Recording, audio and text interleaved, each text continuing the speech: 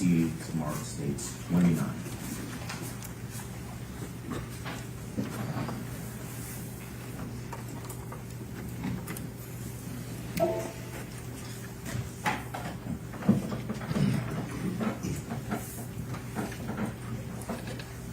Your Honor, permission to publish states 29.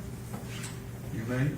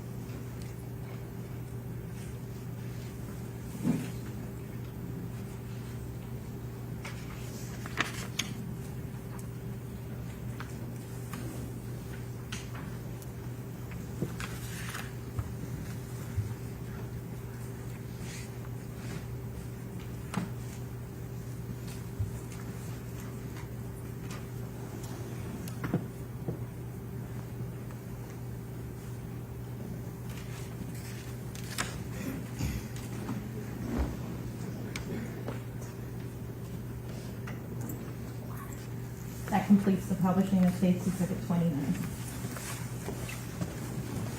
And at this time, the state resumes publishing of State 7.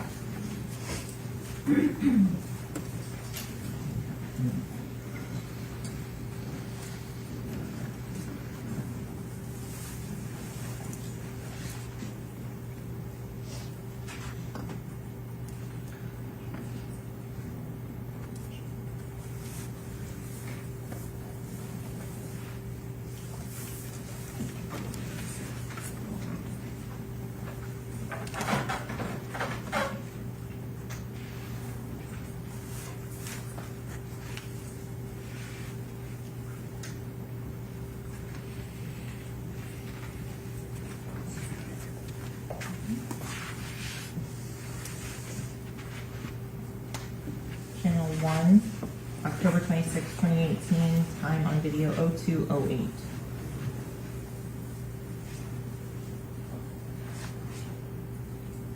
Channel 1, October 26, 2018, time on video 2:11:11.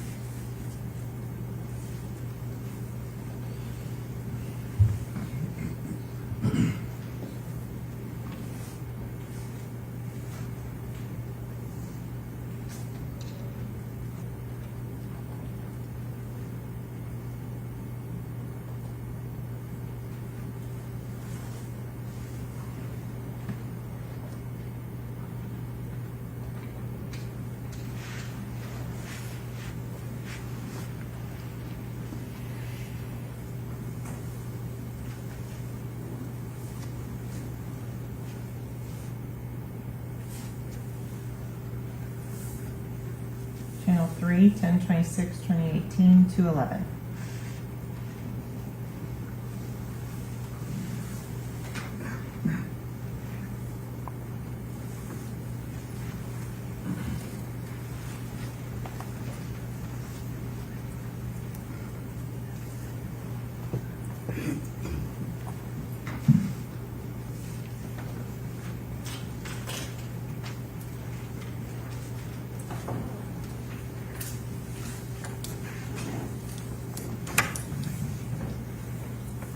Channel 3, 10/26/18, 2:17:34.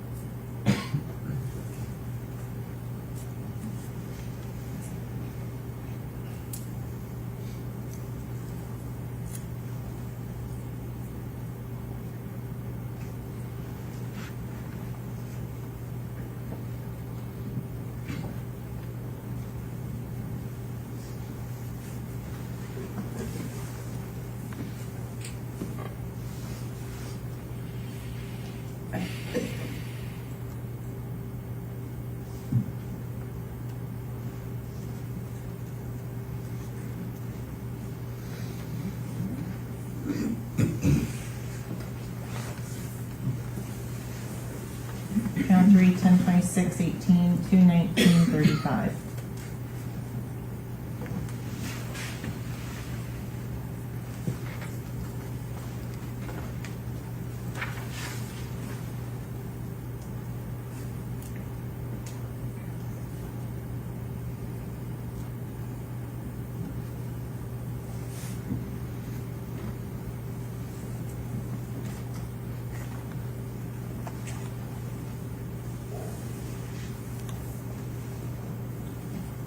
Ten 2018, 2/20/07.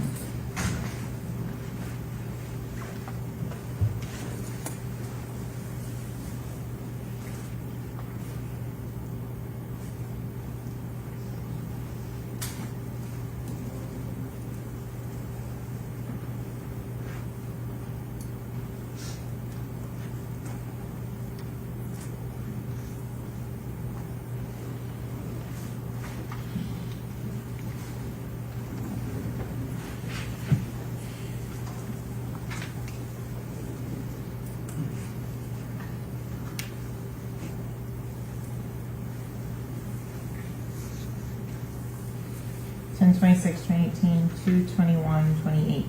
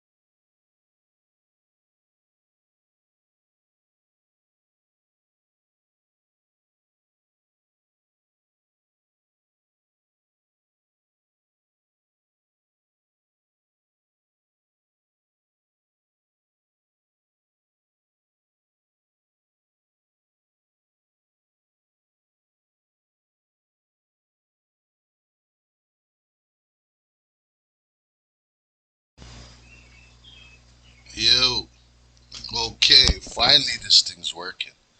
Okay, let's go, guys. What do you think on this YMW Melly trial? Um, innocent or guilty? Guilty or innocent? The man's last name is Demons. Will you trust a guy whose last name is Demons? I don't know, you know.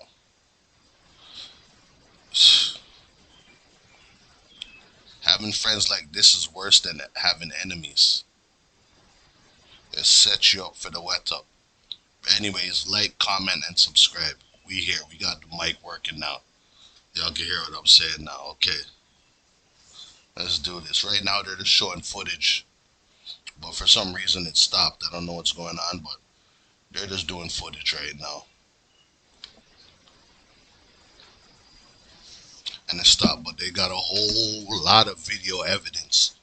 But none of it shows the actual crime. They're just showing them going in and out, so I don't know if this could even be used as evidence, you know what I mean? So let's here watching to see it. They trying to slew this guy. They trying to give him the death penalty. I mean, they're changing laws so that they can slew this guy. So, yo, it's gonna be serious. I haven't heard much deliberations about the case so far. They're just showing videos, but it's interesting. This man's life is on the line right now. So, stay tuned, like and subscribe early. Good Vibes Network. All right, we're gonna be covering this case for the next couple days. So stay tuned, you know?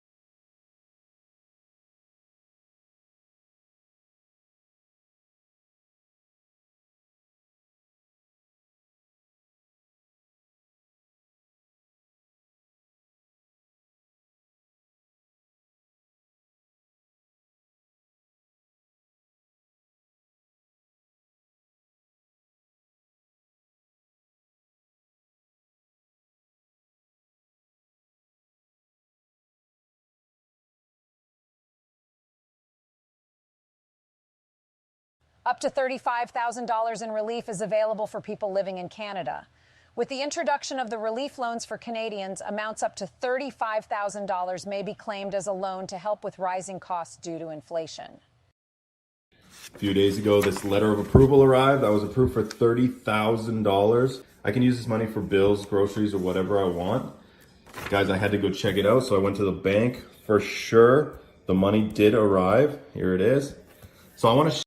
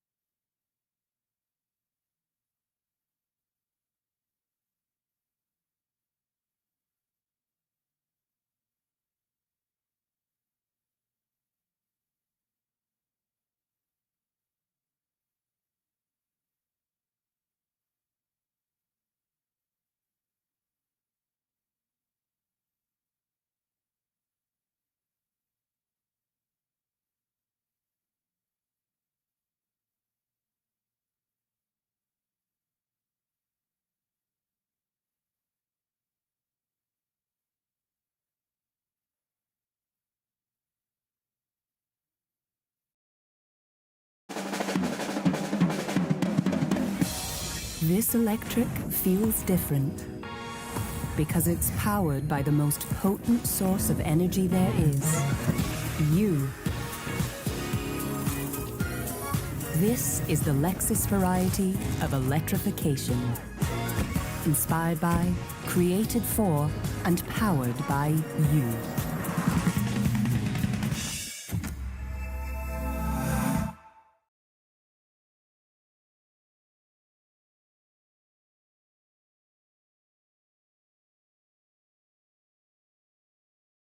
Win in the crypto casino. 100 up to 1 Bitcoin and 100 extra spins. Immerse yourself in the world of games and incredible winnings. Feel the real casino atmosphere just from your smartphone. Play with courage and feel your luck.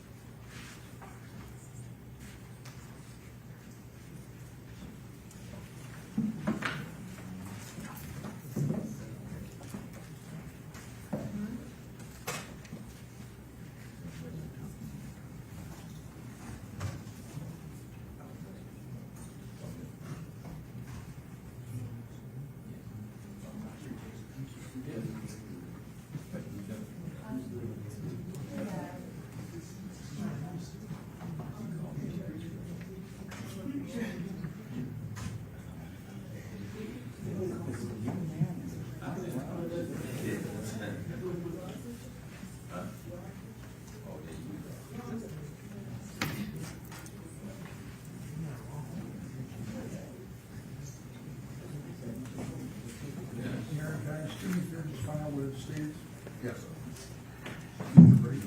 Okay.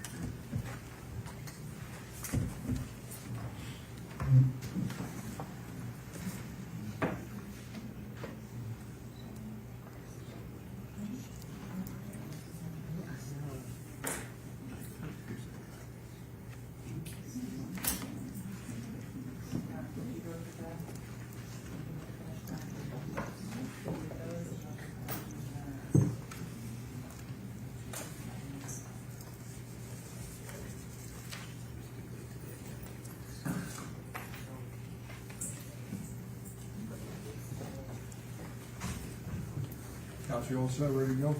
Yes, sir. That's what just reviewing the last set of photographs.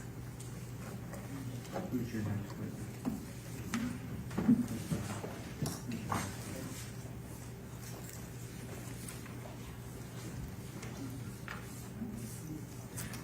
Janice Thompson. Can we approach, Your Honor? Sure. On the record, please. State of Florida versus Devens, President, Defendants Counsel, and Assistant State Attorneys. There's an adjourned room you want to approach. Yes, sir. On the sidebar. Side.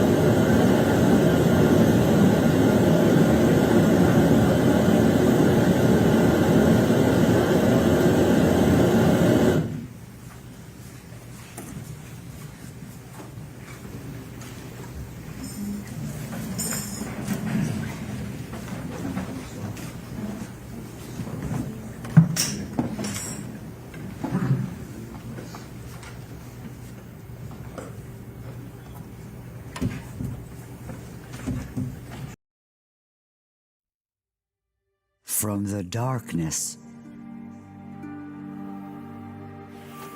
awaken.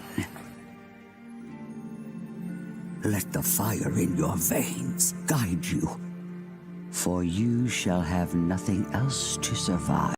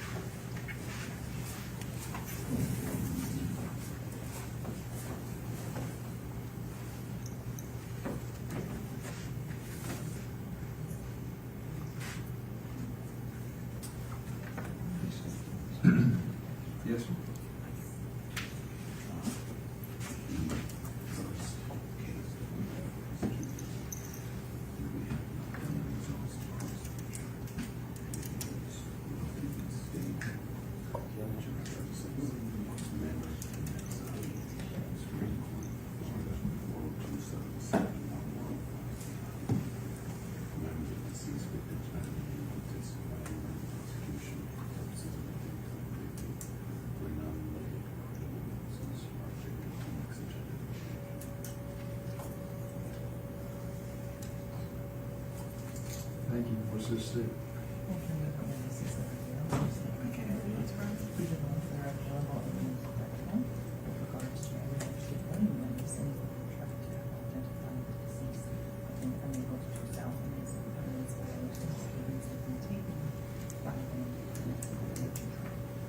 The case I'm looking at, counsel, is Rodriguez v. State Supreme Court of Florida, May 26, 2005. And you had noticed, as a general rule, members of the victim's family should not identify a victim at trial where non-related credible witnesses are available to make such identification. This rule prevents interjection of matters not germane to the issue of guilt and ensures that the sympathy of the jury is not evoked by the emotional testimony of the family. So that's the general rule.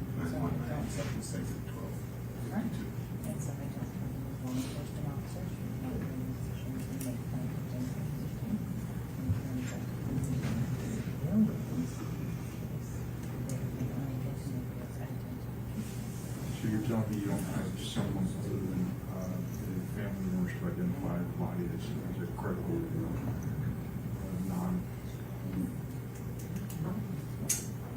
non-family member to do that?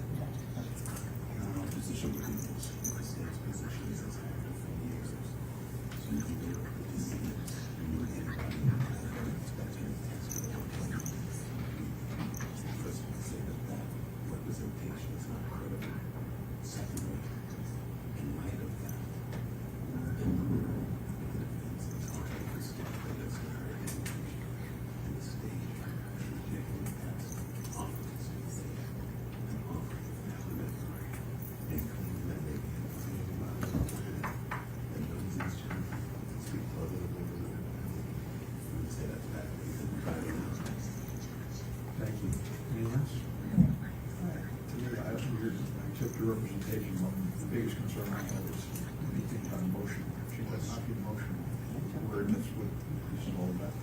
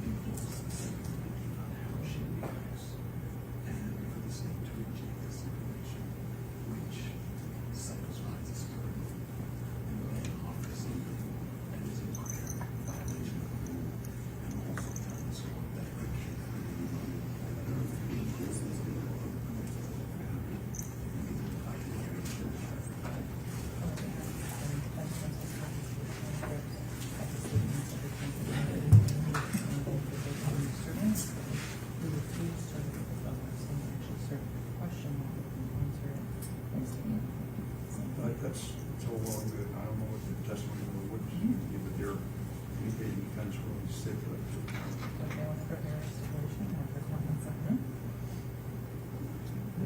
We're stating it on the record. Why does it have to be written? Why does that have to be indicated? It's a written submission. It needs to be introduced into evidence and go back to the judge. So, counsel, are you going to do that? We can have it, I mean, we don't have a printer and I can do it if she can print it out for us. Happy to. I mean, I don't think it needs to. Sure. So stipulated to, stipulated to. And this is for, the same thing for the, you said that Anthony Williams, the same thing for the other alleged victim? Yes. Yes, everybody agrees. Okay, so you can do that. Okay. All right, so who's next? Chris Carter. Who is it? Chris Carter. Can I bring the jury in now? You ready? Yes, sir. You raise your hand.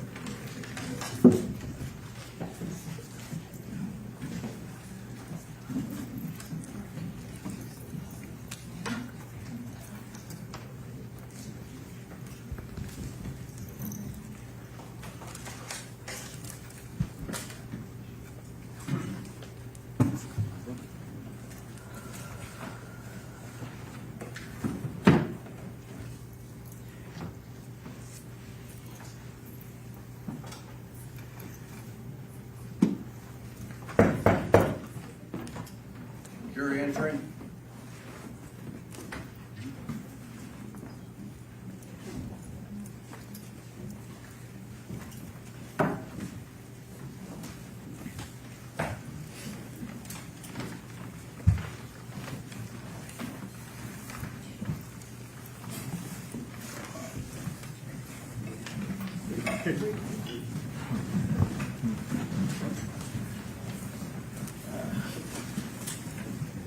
you have, thank you. Please be seated. Let the record reflect the presence of the defendant, Mr. Devens, his counsel, and assistant state attorneys, and ladies and gentlemen of the jury. Ladies and gentlemen, last week, the state was still on its case in chief, so I'm going to ask Madam Prosecutor, Ms. Bradley, what's your next witness, please? Christopher Carter. Christopher Carter, please. Thank you.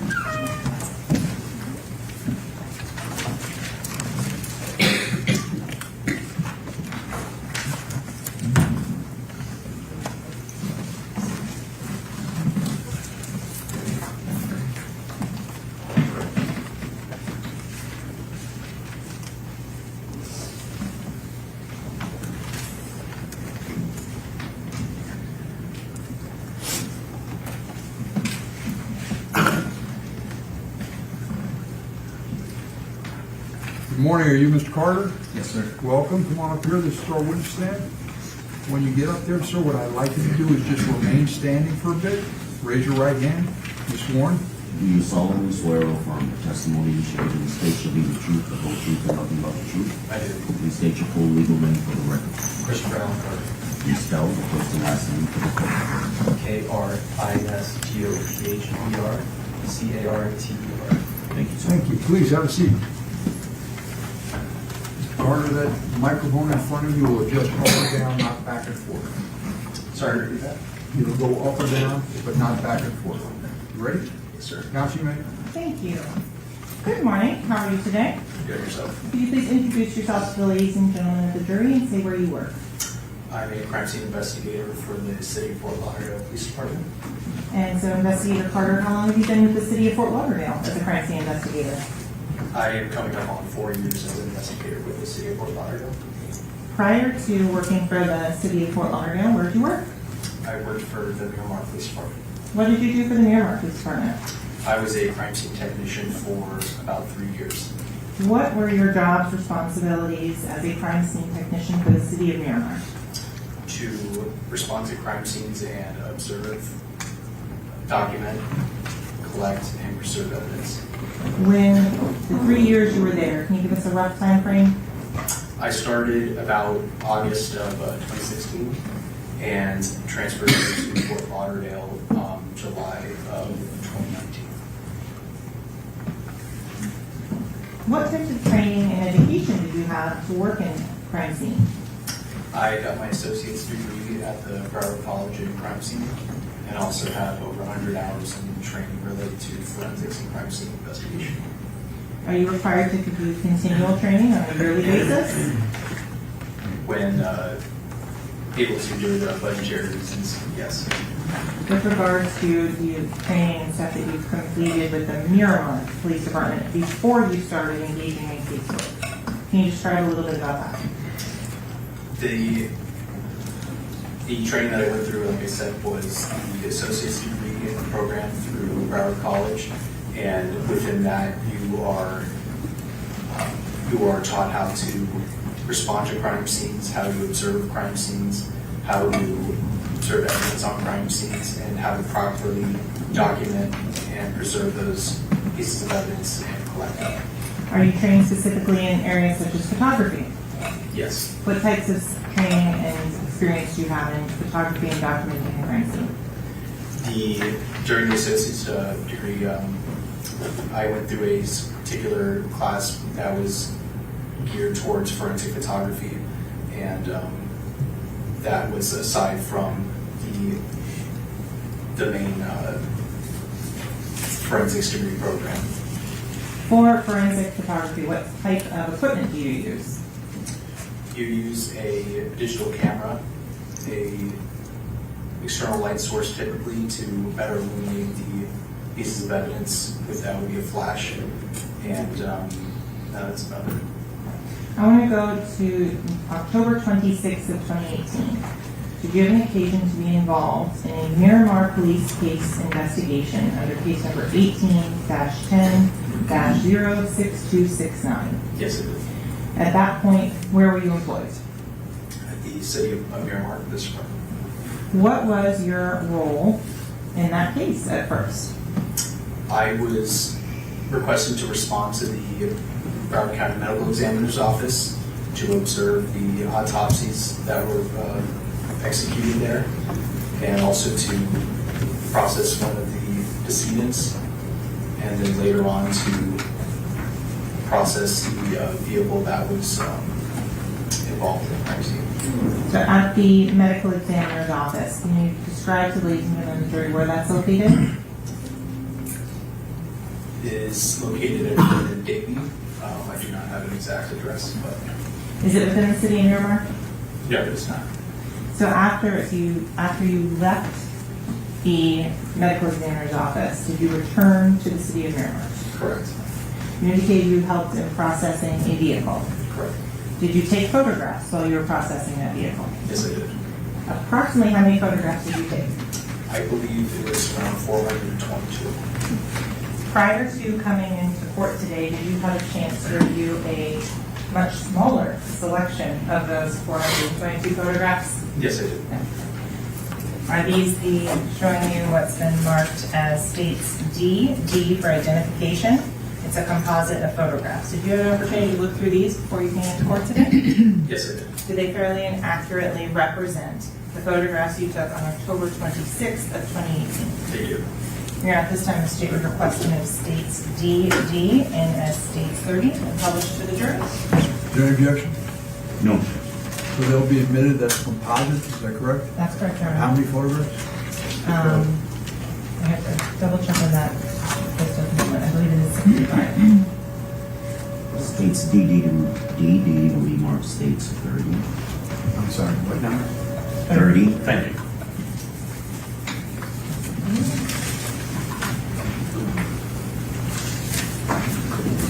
Investigator Clark, you can touch the screen as well to indicate areas of interest. 65 photos, Your Honor. Thank you.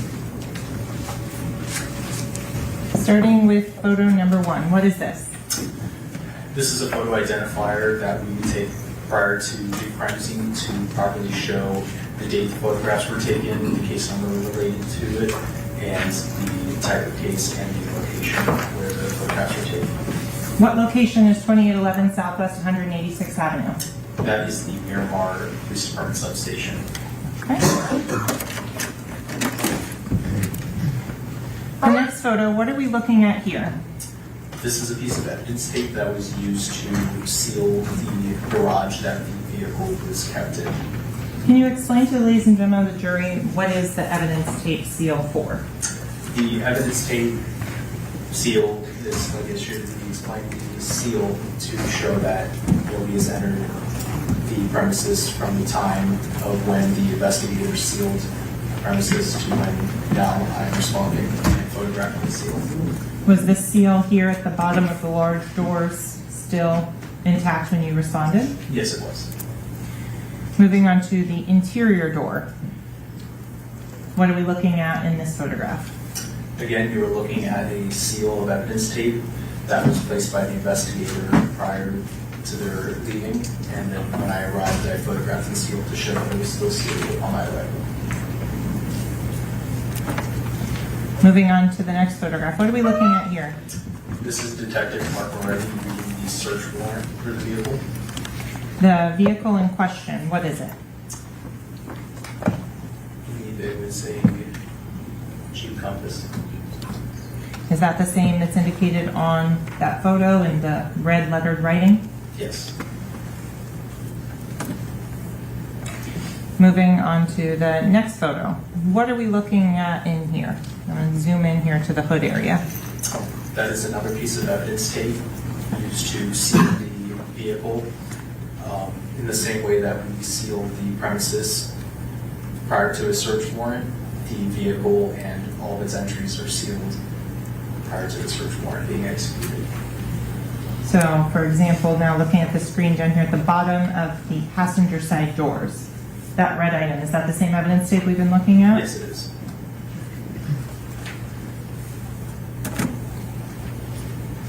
Moving on to the next photo. What are we looking at in this image? This is showing the front passenger side portion of the vehicle. Moving on to the next photo. This is showing the exterior of the front passenger side and rear passenger side doors. Have you begun executing and searching the search warrant at this point? No, I have not. So what is the purpose of all these exterior outside photos? All these are to document the vehicle in which I found it when I responded to the search warrant, and all photos are taken prior to execution of the search warrant. So again, going to the rear door seal, was that one still intact? Yes, it was. Okay. And the rear trunk seal, was that one still intact? Yes, it was. The initials MK that are on that, do you know who those belong to? Yes, that is Michael Kelly, which And- was my supervisor at the time. You read my mind as to my next question. On the back of this vehicle photo, what is the tag number of the Florida tag that was assigned? India Echo Kilo Delta 22. For those of us not in law enforcement, can you please translate? IEK D22. The India Echo Kilo Delta that you just used, what is that commonly referred to? The alphabet. The phonetical. Going on, what are we looking at on this image? This is showing the driver's side exterior of the vehicle. And going to the seals on this particular item. Sorry, repeat that. The seals right here on this particular area or item of the door, was it intact? Yes, it was. Moving on to the front door seal at the bottom between the front driver's door and the rear driver's door. Was this seal also intact? Yes, it was. As to the state of the windows of the car, had they been manipulated in any way while you were taking these pictures? No, they were not.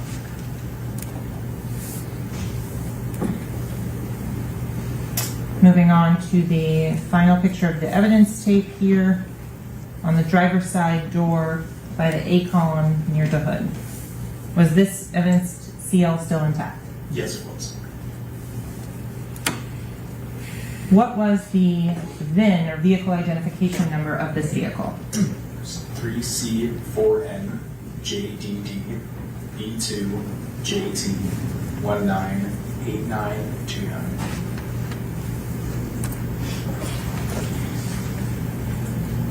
The first photo that we're looking at here was now inside the vehicle. Tell the ladies and gentlemen of the jury what you're documenting in this photo. From here, I took photos of the exterior of the vehicle. Then the doors of the vehicle were opened up, and as is, without anything being moved or disturbed, photographs of the interior of the vehicle were collected. So you say without being anything moved or disturbed. What do you do to make sure that you're not contaminating any of the evidence? I wear gloves prior to each time touching the vehicle, and that goes with touching my equipment, going back to the vehicle, and vice versa. The front passenger side view that we're looking at right here. Later on are the items collected, Yes, they are. and we'll get to that in a little bit. With what area of the car are we looking at here in this next photo? My apologies.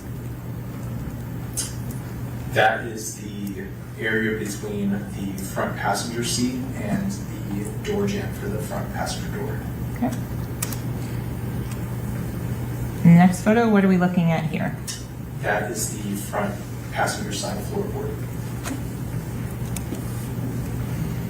Moving on here, the seats, did you manipulate them in any way before taking this photograph? No, I did not. Moving on into the next photograph, what are we looking at there? Those are gold caps for teeth.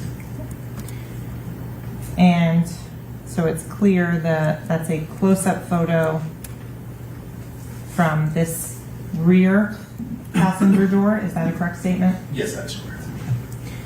When we're looking out this rear passenger door, what are you documenting in this particular area? I'm documenting the interior of the rear passenger door and the door jamb for the rear passenger door, as well as the seat and the floorboard of the rear passenger. Moving on to the next image, what are we looking at in this photo? That is a spent projectile. So I'm going to go back a photo. Is that the same projectile that is down here? Yes, it is.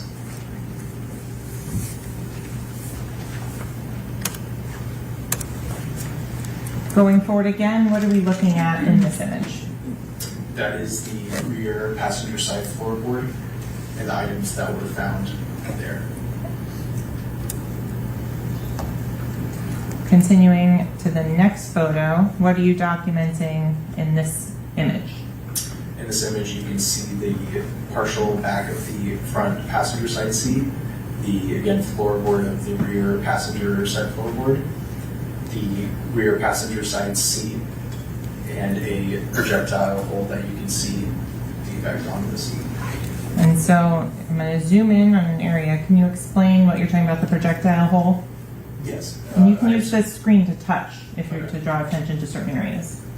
I observed a defect in the seat that is later on gone into detail. Okay. Moving on to the next image here. What are we looking at? This is the rear passenger side seat, as well as the rear center console, and cup holders, and partial of the rear driver's side seat. This area in the center with the two Sprite cans, is that how you found it in the down position? Yes, it was.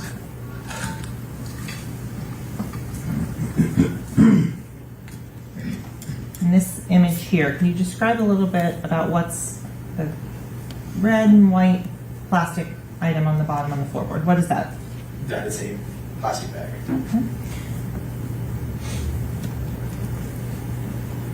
What are you documenting in this image?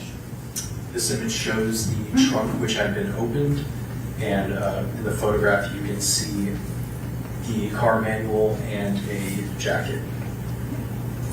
Did you disturb any of the glass? Did any of the glass move when you were opening that trunk? Not that I recall. What are you, in this next image, I'm going to go back one. Did you open the rear trunk to get better photographs inside? Correct. Is this the interior of the rear trunk lid? Yes, it is. Can you kind of describe to the ladies and gentlemen of the jury as to how the trunk lid is and how you're taking the picture so they can orient themselves in space? Correct. In this photo, the orientation is staying in the back of the vehicle. The hatch trunk is opened up, and I'm looking upward at the interior of the trunk. And so why did you take a picture of this white fuzzy stuff? I observed a projectile defect. Moving on to the next photo. What did you document here? This is a yellow jacket that was found inside the trunk that I observed red stains on. Why would you document red stains? Because of it presumptively would be blood. Did you do any presumptive testing at this point? Not at this point. Moving on to this next image. What are we looking at here? This is the rear driver's side seat.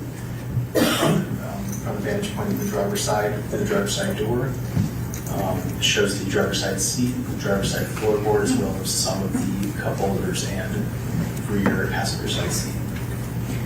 Next image, what are we looking at here? This is also another photo of the rear driver's side and cup holder. Next image, what are you focusing on in this particular image?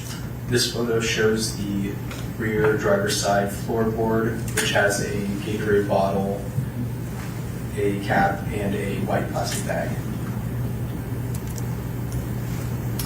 Moving on to the next image, what are you showing here? In this image, this shows the interior of the front driver's side door and the somewhat of the interior of the front driver's side seat and floorboard. Moving on to the next image here, what are you looking at? This image shows the steering wheel, partial of the front driver's side seat, the center console, and the side of the front passenger side seat.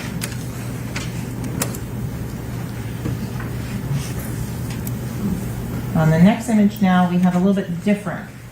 Why do you put these yellow numbers?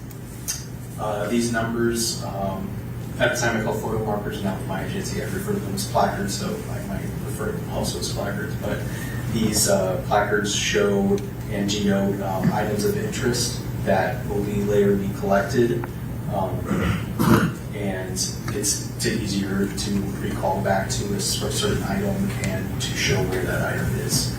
As you're documenting and collecting the evidence, do you use these photo markers in your reports and notes? Yes, I do. So, to go back to the photo of 1, 2, 3, 5, where did you collect the items at photo marker number 1? Yes, I did. Do you maintain the liquids that are inside of them when you worked at the Miramar Police Department? I do not recall. As to photo marker number 3, did you collect the items of evidence that were there next to photo marker number 3? Yes, I did. Moving on to photo marker number 6, did you collect the gold teeth that were in that pocket there? Yes, I did. Item number, item number 7, did you collect that item? Yes, I did. And what was that? That was the spent projectile. For item that's at photo number, marker number 8, what was that and did you collect that? I believe that is denoting the pair of shoes. Yes, I did. Okay. And to go to a better picture for photo marker number 9, did you collect the item at photo marker number 9? Yes, I did. And what was that? That is a cell phone.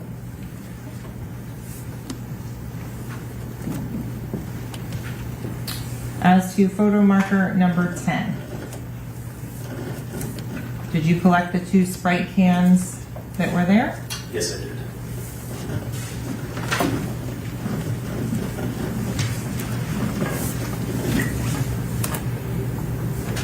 Going on to the rear of the vehicle, photo markers 12, 13, and 14.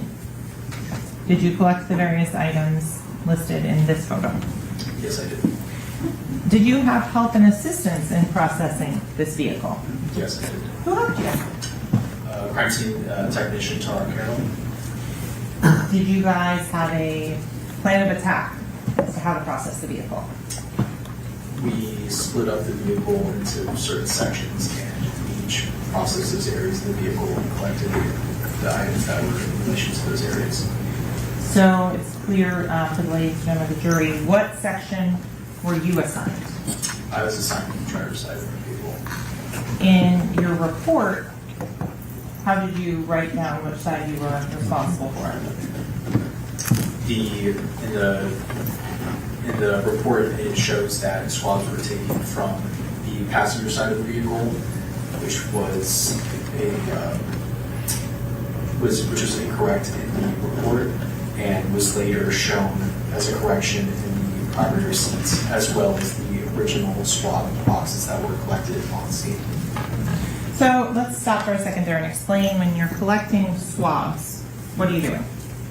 I am using sterile distilled water and placing that onto a cotton swab and passing that over, rubbing that over an area that in which I either believe there may be the presence of DNA, and that area is processed with the swab, then placed inside a sterile swab box, and on that swab box I notate where that item was, or what item was swabbed with those swabs. So let's go very minute, detail by detail. First thing you do is what? When you're getting the swab and you're ready to swab an area.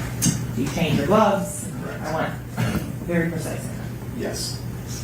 I get my new pair of gloves out of the box and take the new sterile swab, open the swab packaging that is sealed and sterile, and open up a new sealed container of sterile water, and that water is then placed in drop form on the top of the swab, and then the swab is then rubbed over the area in which I intend to process. Do you ever dip the swab back into the sterile water and sort of double dipping, for lack of a better term? Never do that. Okay. After you swab the area, what's the next step you take? The swab box is opened, the swabs are put inside the swab box, and then that swab box is closed, and then I notate on the swab box what items processed with the swabs. Do you complete the property receipt at that same time? I do not. When do you complete your property receipt?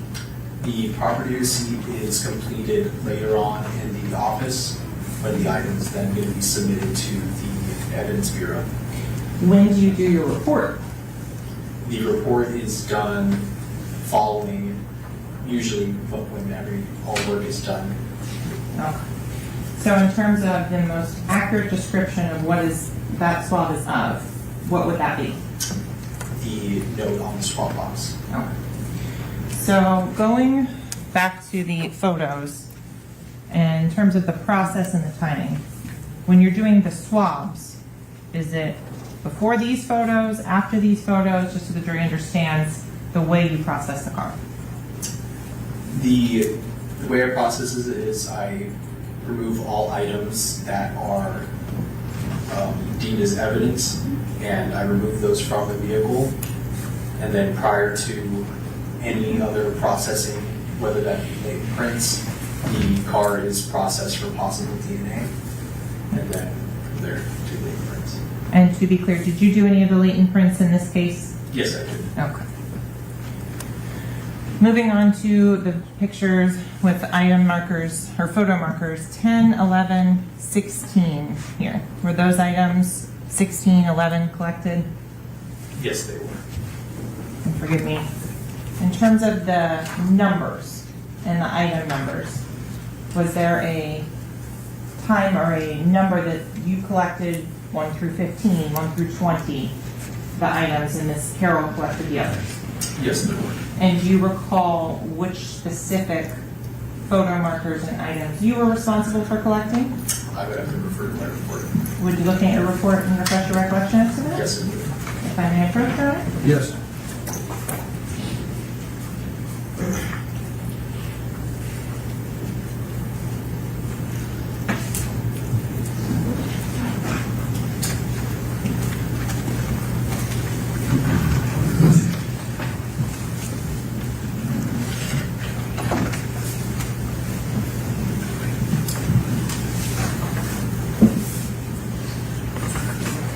Can you refresh your recollection? Yes. Okay, that being said, I'll ask again. Which items or photo markers were you responsible for collecting numerically? Items 12 through 20 were the items that I collected. In terms of these photographs, they were all taken by you. Is that a correct statement? Correct. Moving on to item number 18 and 17. Did you collect those two? Yes, I did. 19 and 20 as shown here. Did you collect those? Yes, I did.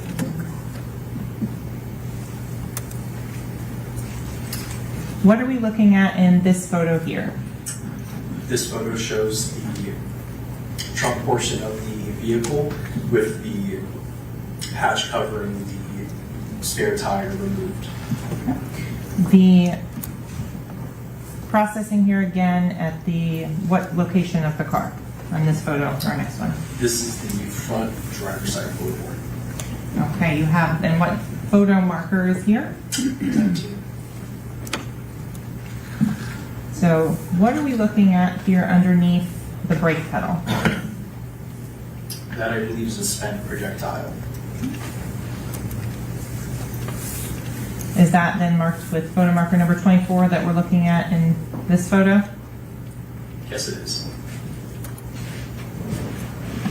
And item number 23. the glasses case. You were documenting that? Sorry. Correct.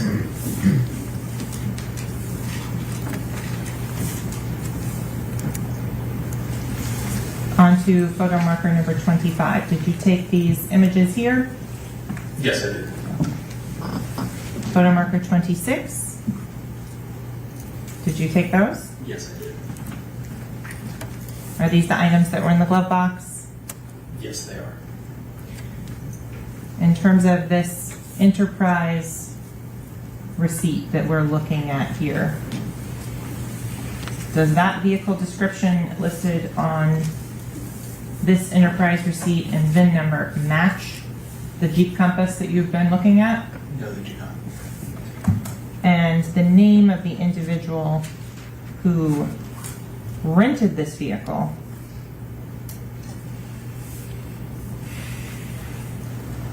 was that on this enterprise receipt? On the, and not the Jeep Compass, my apologies, I'll rephrase. The enterprise receipt, did it have a name of a renter on it? Yes, it did. And what was that? Jamerson Francois.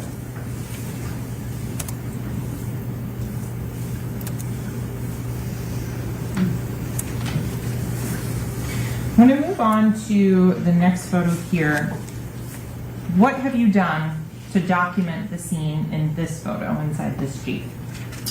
In this photo, it shows trajectory rods that were placed inside of the projectile defects to show an approximate path of the projectile.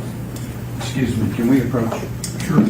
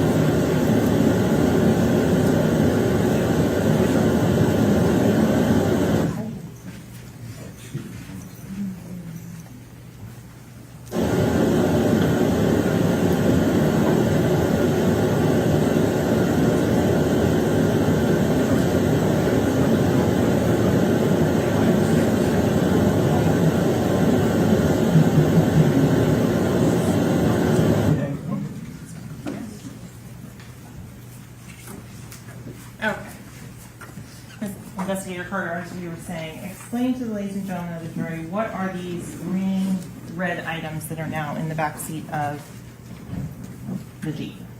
These are called trajectory rods, and like I said, they are used to show the approximate path of the projectile when it struck the surface.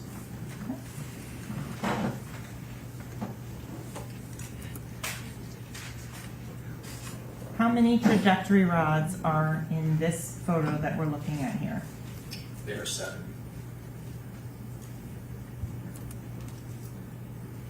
Going forward to the next photograph, what are we looking at here? This is the opposite side of the rear passenger side seat, showing the trajectory rods come. Objection. Same objection? Yes, sir. Overruled. Again, showing what? Showing the trajectory rods coming through the back of the rear passenger seat and through to the front of the rear passenger side seat. And can you explain to the ladies and gentlemen of the jury how you place them? The trajectory rods are placed through one defect, pass through the object, and then through the other defect on the opposite side. Going forward to this next photo, all the other items of evidence have been removed. So I want to go for time frame. How long after the initial processing are we talking where you're doing these trajectory rods? I do not have time for that. When we're looking at this photo here, what are we looking at? This is the rear driver's side interior door and floorboard seat. Looking here at this photo, what are you documenting and where is it in relation to that last photo? I am documenting a projectile defect that was in the door jamb of the rear driver's side door. And so I'm going to go back to the last photo. If you could circle a couple of times on the screen the area that you are photographing in the next photograph. Okay.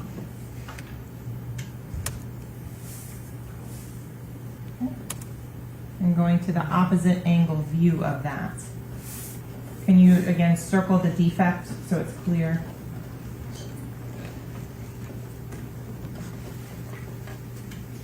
And to get this photo, how did you have to position the rear driver's side door?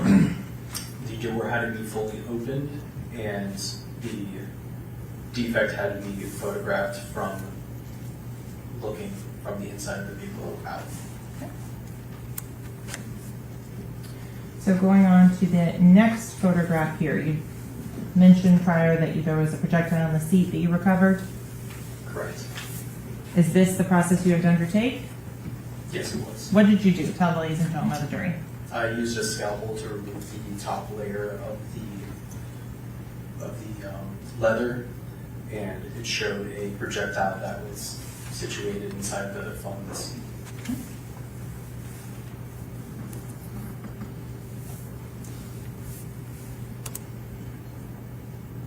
Is this another view of that process?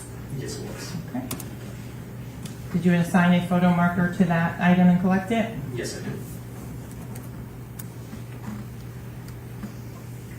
And what are we looking at this image? This is an image of the projectile as it was removed from the phone to be fully photographed. Okay. So those 65 photos that you took at the processing of the Jeep, is that, and we've gone through all of those. I want to move on now to the photos that you took of the items of evidence that you collected.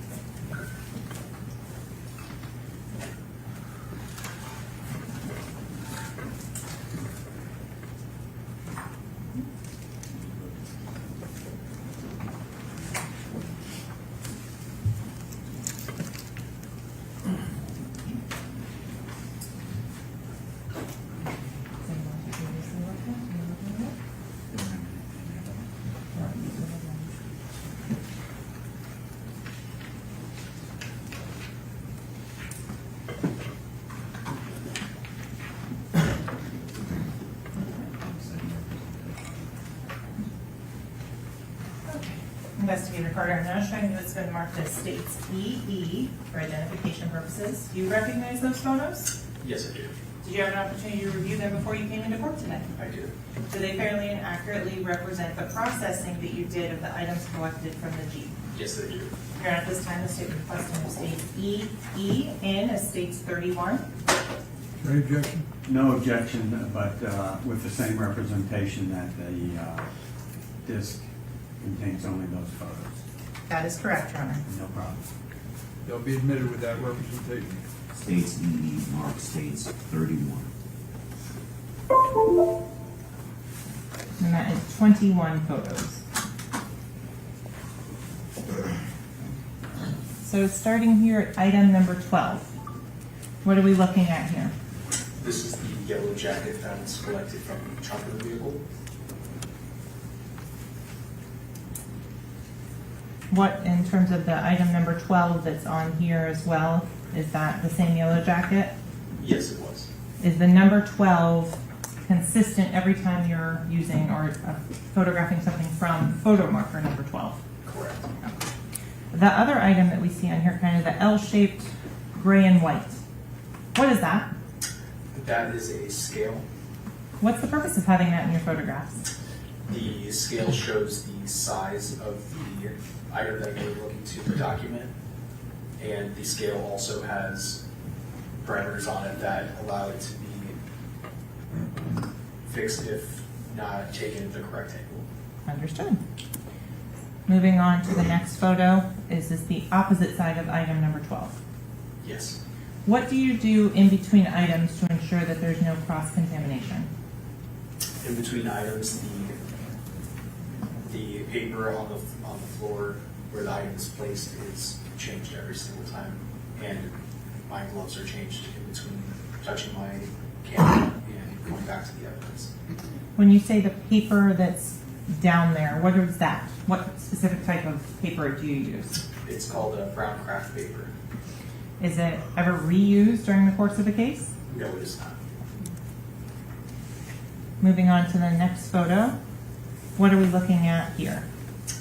That is a sock, a Jeep Compass user guide, and a box. And what photo marker were these documented at the previous set of photos? Photo marker 13.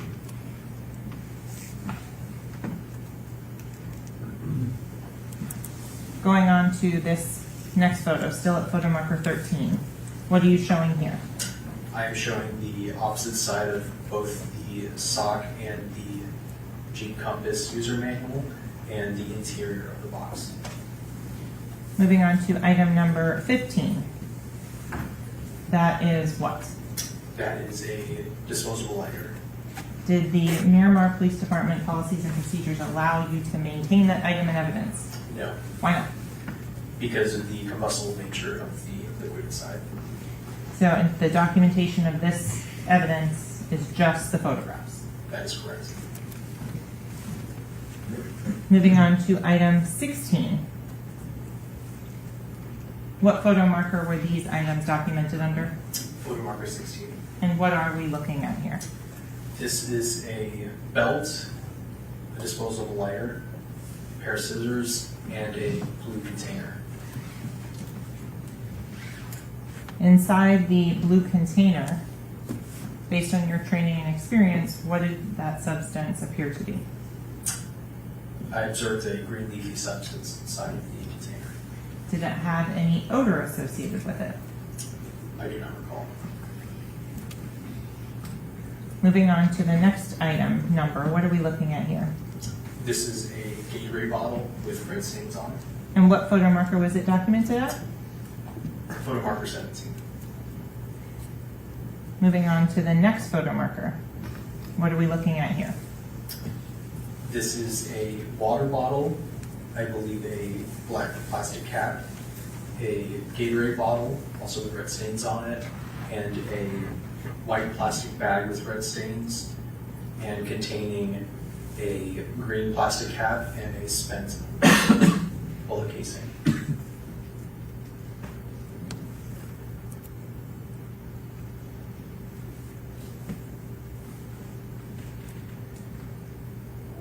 Moving on to the next photo. Where was this casing located when you took the item out of the car? The casing was located in a white plastic bag that was found on the rear driver's side floorboard. Was it visible until you removed the bag? No, it was not.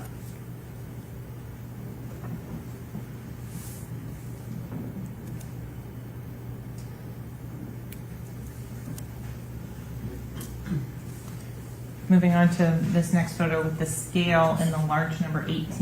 What are we looking at here? This is a closer-up photo of the spent cartridge casing that was collected from the white plastic bag. And if you'd be so kind as to tell the ladies and gentlemen of the jury what is on the next photo that we're looking at and have zoomed in on? This is the head stamp of the spent cartridge casing that reads Blazer 40 S&W. And I'm not going to assume anyone is familiar with firearms or anything like that. So could you please give the ladies and gentlemen of the jury, what is a bullet cartridge or an unfired bullet? A unfired bullet comprises of a projectile that is in the front end of the cartridge casing, and the cartridge casing comprises of gunpowder, a primer, and when the primer is struck, the gunpowder there's an explosion that happens within the cartridge casing, expelling the projectile. In a revolver, what happens to the casing, the cartridge casing that we're looking at here? The cartridge casing stays within the cylinder. If it is a semi-automatic firearm or automatic firearm, what happens to the casing? The spent cartridge casing is ejected through the ejection port on the semi-automatic weapon. So the projectile that we're looking at in some of the other photos,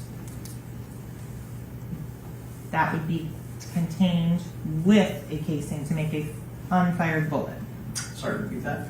So for some of the projectiles that you've seen in the other photos that you documented, like for example at photo marker 7 and 24 on those would be part of an unfired bullet along with a casing. Correct.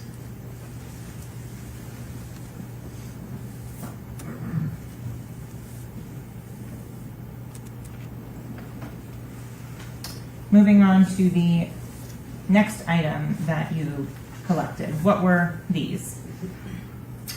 These are 2 white sandals and a blue plastic container. Is this a different blue plastic container than the one that was in the back seat? I do not recall.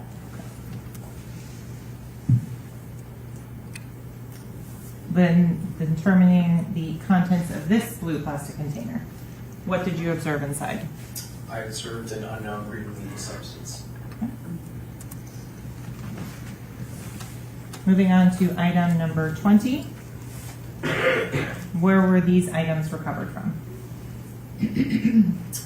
These were at photo marker 20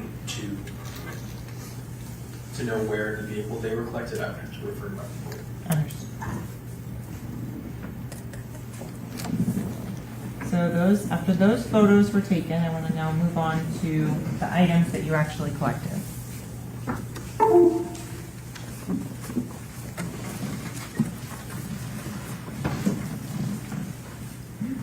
Mary, can we go through them? Yes, ma'am.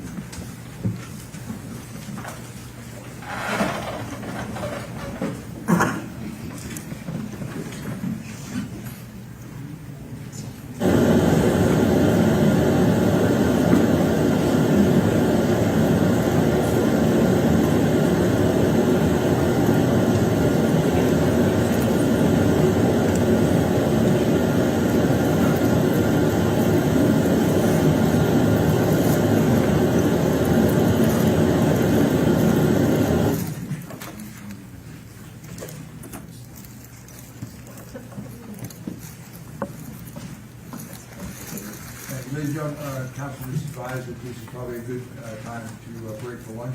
So remember the admonition we gave you previously, you are not to discuss the case during break. Obviously, you're not allowed to discuss the period. Don't discuss the case, don't form any opinion about the case, don't allow anyone to discuss the case in present.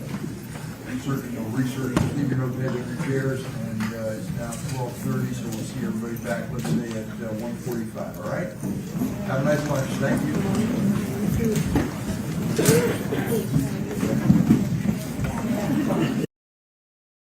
Maybe our most transformative tool isn't technology at all, but a simple conversation between 2 humans.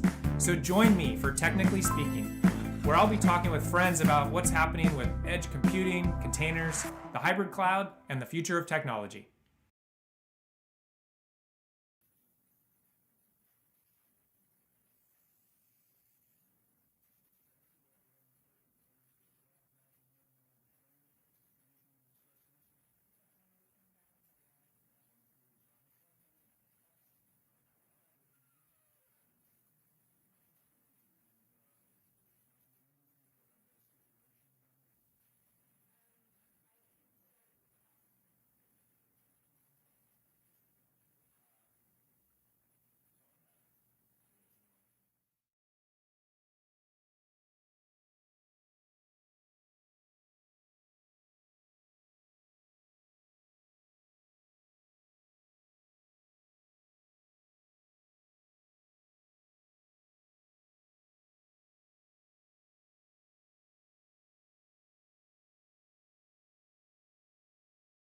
You collect the 2 Sprite cans that were there?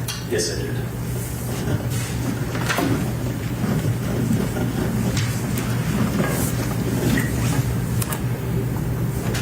Going on to the rear of the vehicle, photo markers 12, 13, and 14. Did you collect the various items listed in this photo? Yes, I did. Did you have help and assistance in processing this vehicle? Yes, I did. Who helped you? Crime scene technician Tara Carroll. Did you guys have a plan of attack as to how to process the vehicle? We split up the vehicle into certain sections, and each processed those areas of the vehicle and collected the items that were in relation to those areas. So it's clear to the ladies and gentlemen of the jury, what section were you assigned? I was assigned. Joseph, I want to talk a little bit about the importance, Dina had mentioned it before, that you have to, as a prosecutor, put this evidence in. It shows credibility of the investigation if it's done correctly and that you dotted I's and you cross T's. But from a forensic analyst point of view, if you have to testify on the stand and you have to offer an opinion, how much easier is it for you, or if they don't do it, how hard is it for you if these kinds of forensic pictures and things that they've done were not present? And did you think they did a good job from what we're seeing right now? Yeah, from what we're seeing, and again, I have to caution our viewers about these images, because some of these, because I think they're probably using them on what's referred to as a limb in court, and so the contrast that you're seeing is kind of blown out at this point in time. It has nothing to do with our production staff. It has everything to do on that end. So it doesn't translate real well as far as fine detail. I suspect that these are pretty detailed photographs where you can get a real feel for what happens, because when it comes to photography at a crime scene, Bob, you essentially become a historian as a crime scene tech, and you're freezing that moment in time that is gone forever and ever, amen. And so you have to start off with what we refer to as macro photographs, where you're getting the exterior of the vehicle all the way around 360 degrees. I tell my students to follow the points of the compass. And then you step in and you get kind of an intermediate range where you get closer up on the outside. And then you go for micro photographs after that. And it all depends on how the prosecutor utilizes these photographs. It's not necessarily the fault of the crime scene tech. How are they using? Because as you well know, you guys that prosecute cases, you're telling a story, and it's like taking pictures and putting it in a book. We take the pictures, but how are you going to utilize those pictures in order to make the jury understand and to transport them back in time to that moment when all of this evidence was captured? Dina, let's talk death penalty cases again. And having tried them, I know that these jurors need to be absolutely convinced in the guilt phase of the case.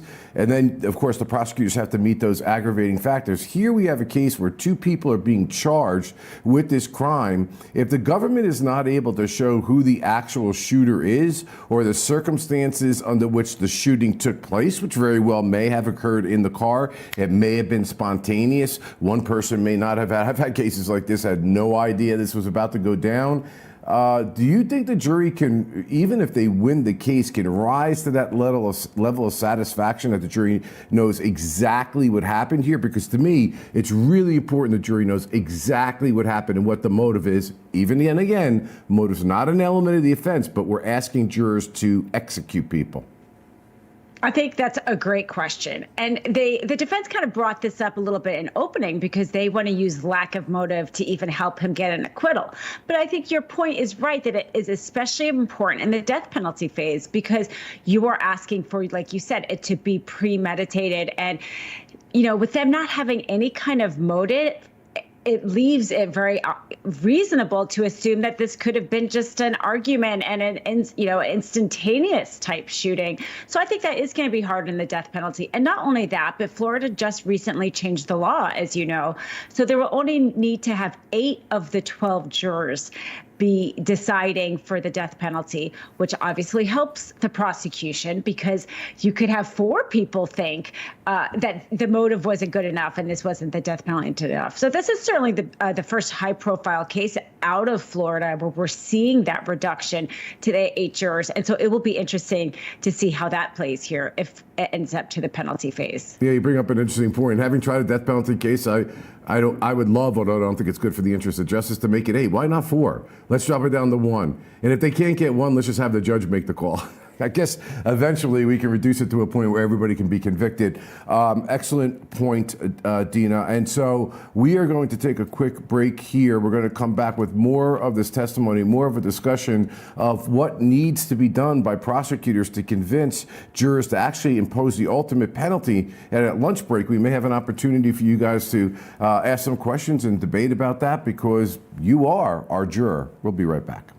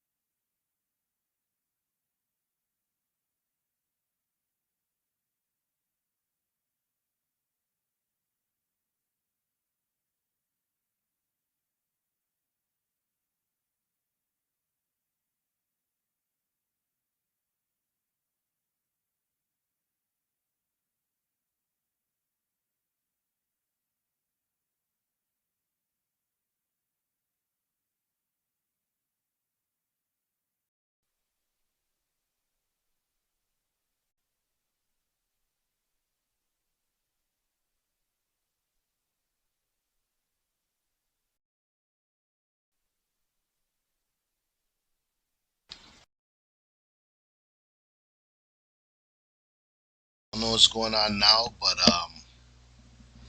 yeah, looks like there's a countdown to something. I don't know what they're counting down to. It don't make sense, but this trial is a lot different from the trial I watched last week. Shout out to lead attorney. I was watching him do footage on the that football player's trial. But in this trial is way different because they have a lot more evidence on him. They have all the car, all the bullet holes, blood, all kinds of shit. It's crazy. So this already looks bad. Even if Melly is not responsible, they're not. I'm not a lawyer, but just a lot of evidence, and it makes the murder look so bad. You know what I mean? And somehow they have to connect it to Melly though, because he's the only one on trial for this. I have a lot of evidence. I don't know, some of it's relevant, some of it's not, but it's crazy. They going into detail for this guy. They really trying to they really trying to slew the demon, you know? He's the original demon. His last name is Demon. You get me? So this trial, it's serious. It's serious. I don't know what state is this in? Florida. Crazy. But it's interesting. It's a long trial, so I'm just gonna tap in every now and then and let it play. Like I'm not even gonna narrate through the whole thing. I don't want to do that. I want you guys to hear the full trial, whatever they're saying, because I'm not a lawyer. But I'm here watching with y'all. Y'all watching it. You know what I mean? Get it into you. Let me know what you think. Like and subscribe. I like stuff like this. You know what I mean? What else?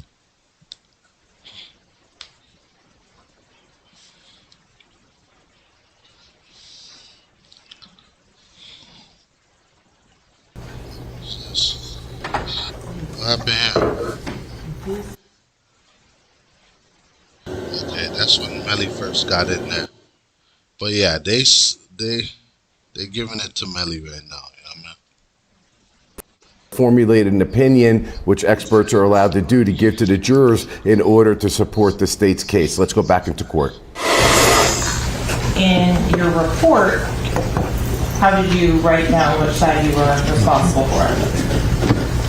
In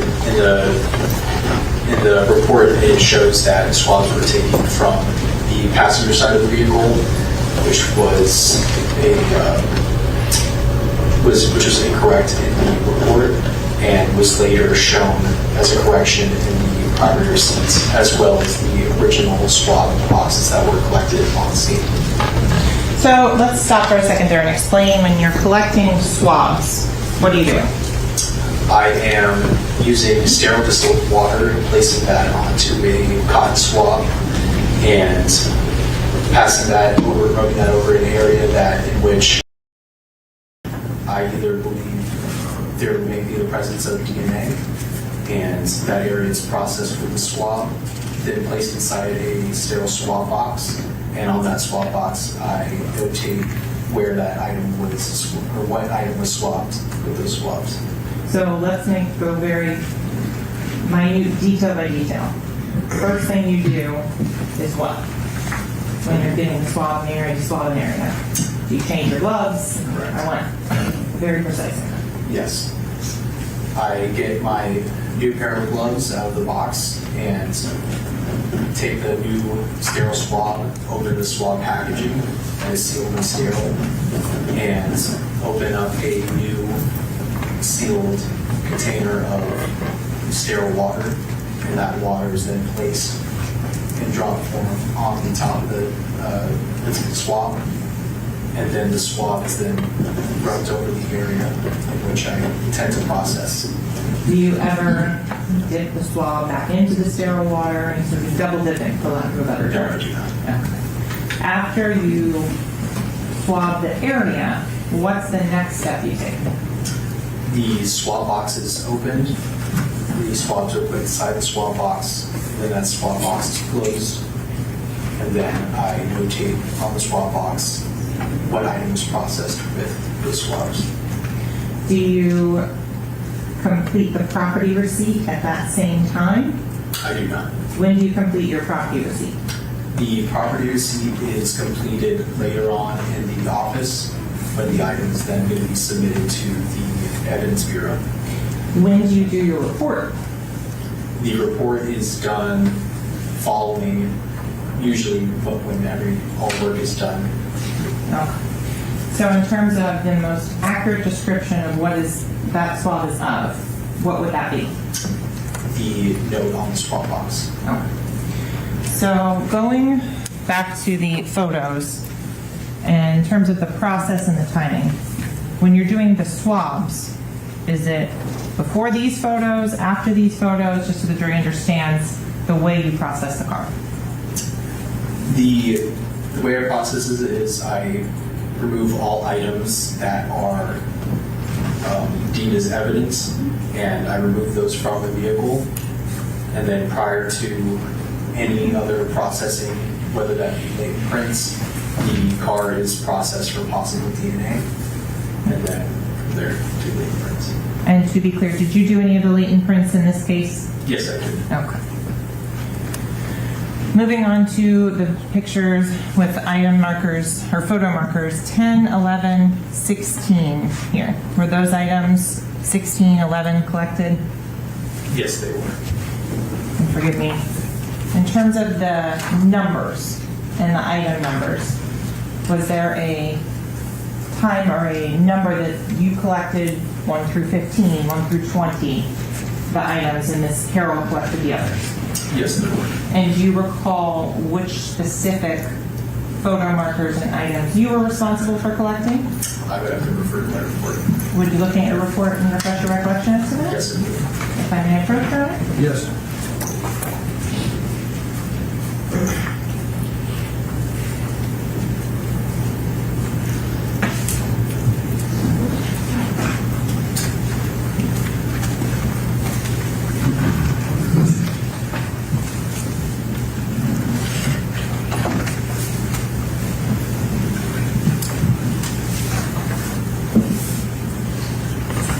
I do. Can you refresh your recollection? Yes. Okay, that being said, I'll ask again. Which items or photo markers were you responsible for collecting numerically?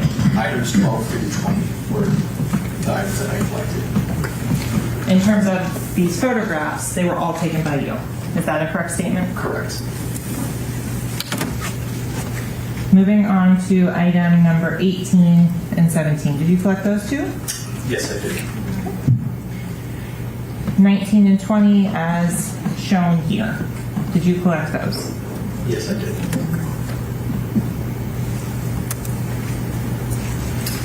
What are we looking at in this photo here? This photo shows the trunk portion of the vehicle with the hatch covering the spare tire removed. The processing here again at the what location of the car on this photo or next one? This is the front driver's side photo. Okay, you have, and what photo marker is here? 19. So what are we looking at here underneath the brake pedal? That I believe is a spent projectile. Is that then marked with photo marker number 24 that we're looking at in this photo? Yes, it is. And item number 23, the glasses case. You were documenting that? Sorry. Correct.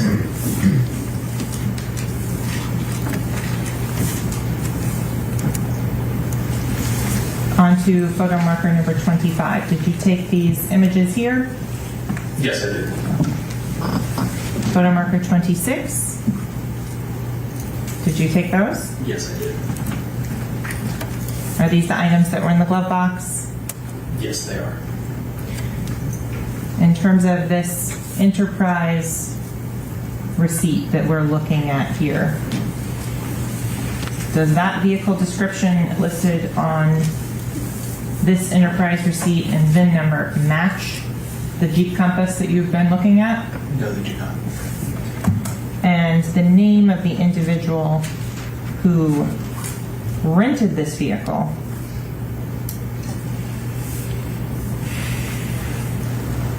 was that on this enterprise receipt? On the, and not the Jeep Compass, my apologies, I'll rephrase. The enterprise receipt, did it have a name of a renter on it? Yes, it did. And what was that? Jamerson Francois.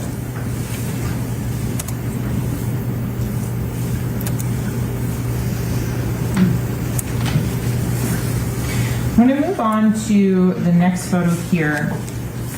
What have you done to document the scene in this photo inside this Jeep?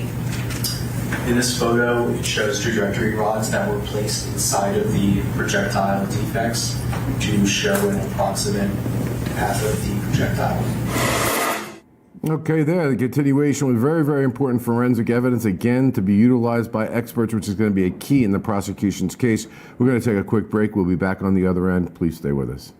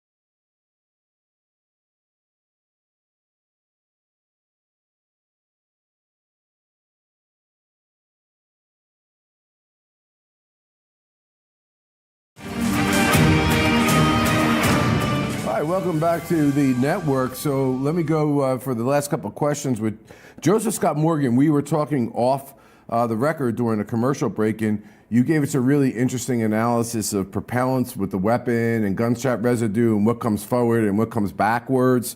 Is this something that would be crucial to you in your evaluation, and can you explain to our audience what that means? Yeah, I think one of the things that you look at is what's referred to as primer residue, and primer residue is more stable unstable chemical compound. That's where the firing pin taps the primer to strike it in order to initiate the firing process. It kind of comes out in a big bloom on the back end side. Then you have propellant residue, which issues forth out of the forward portion of the weapon. A completely different chemical structure. So that would give you an idea of potentially the orientation of an individual that had either discharged the weapon or was on the muzzle end of the weapon at that point in time. Sometimes those things have to be very fine-tuned. I'd be interested to see if they pursued it that far. And, the tale will be told in this particular case relative to all the trace evidence. You saw them doing the swabs for potential DNA because he doesn't know if there's DNA there. That's at a molecular level. You can't see it. So he's making an educated guess that there is a probability it might be there. So he's taking the sterile water that he has dipped these syringes in, and he's collecting them. They're going to let them dry. And then after they do that, the scientists, the white lab coat people on the bench will take a look at it and give you a DNA structure or try to determine first off if there's anything there. Yeah, Dina, so one of the, let's go to aggravating factors now, because that's what the government has to prove beyond a reasonable doubt to the satisfaction of each individual juror, and then collectively that the death penalty is the appropriate penalty. I just go back in my own experience with the case I was telling you guys before, where there were gang members in a vehicle and a fight broke out in the vehicle that was unanticipated, and one of the individuals pulled the gun out and shot and killed the person, and it became an issue as to who was the person that pulled the weapon out, who was the person that shot. And since there wasn't a felony happening at the time, felony murder was not charged there, so prosecutors were required to prove who the shooter was. Things like this happen out there.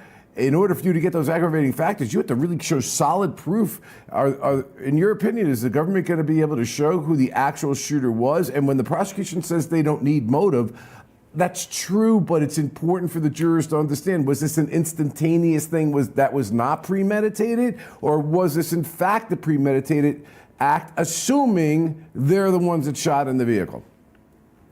I think maybe one of the biggest wins the defense got was being able to split his trial with the co-defendant, Henry, because we're definitely going to see that argument. Even if the prosecution proves this wasn't a drive-by and it happened within the vehicle with all the shell casings and their blood splatter and everything else they're going to show, we know that Melly's defense attorney is going to say that he wasn't the shooter still, because that is going to be really hard to prove, I think, conclusively. We'll see what these experts say. But kind of as Joseph says, there's so much residue, there's so much blood, you have such a small contained space. Can they really prove beyond a reasonable doubt exactly who held it and what position of the car? Mm-hmm. I mean, maybe. But then to get to the death penalty, I think that's going to be a leap because, like you said, they have not shown anything showing this is premeditated. In fact, it seems like a poorly premeditated murder, if that's the case, because of the fact that they kind of left all this evidence in the car. So I think it goes more toward this having been a spontaneous killing than a premeditation, which will, I think, make it more difficult for the death penalty for sure. This is a huge point when you're trying to ask people to execute people. If it was a spontaneous thing and they can't put the gun in a particular person's hand, that could be a huge problem on the guilt phase to begin with. Guys, thank you. I know you have to go. Really appreciate your analysis. We're going to have more on the other end. Please stay with us.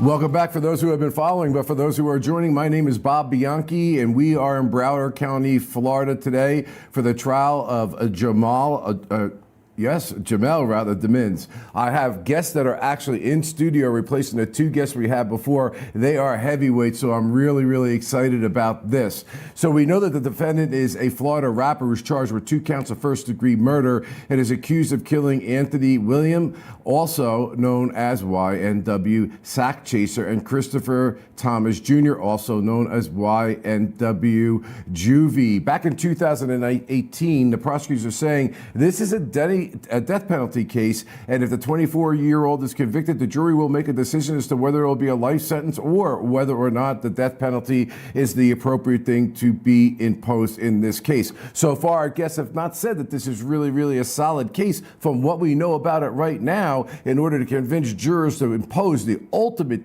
penalty of death. But we have seen this morning that there's testimony from forensic examiners that took a lot of crime scene photos. And again, if you're just joining us, the importance of these crime scene photos is because they're going to become crucial evidence for the experts in the case. So let's go back to that Florida courtroom. Okay. Investigator Carter, as you were saying, explain to the ladies and gentlemen of the jury, what are these green, red items that are now in the back seat of the Jeep? If These are called trajectory rods, and like I said, they are used to show the approximate path of the projectile when it struck the surface.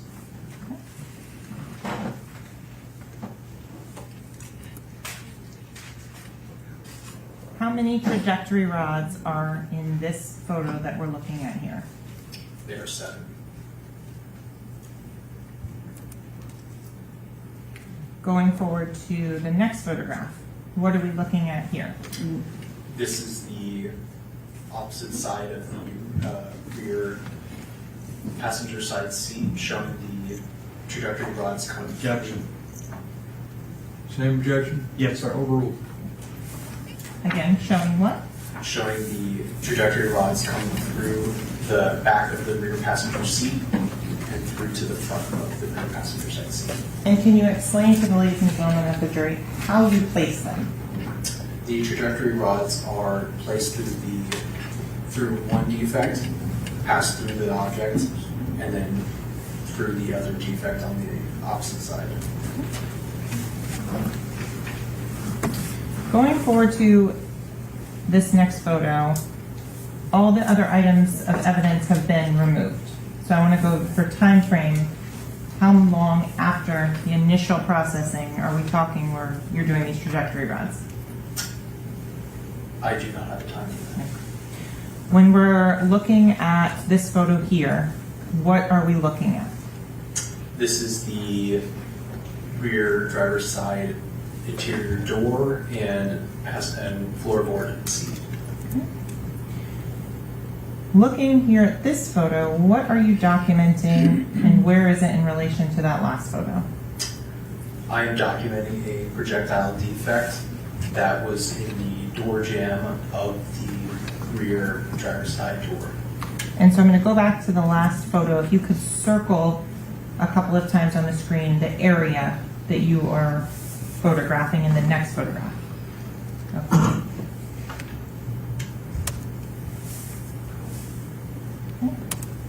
And going to the opposite angle view of that. Can you again circle the defect so it's clear?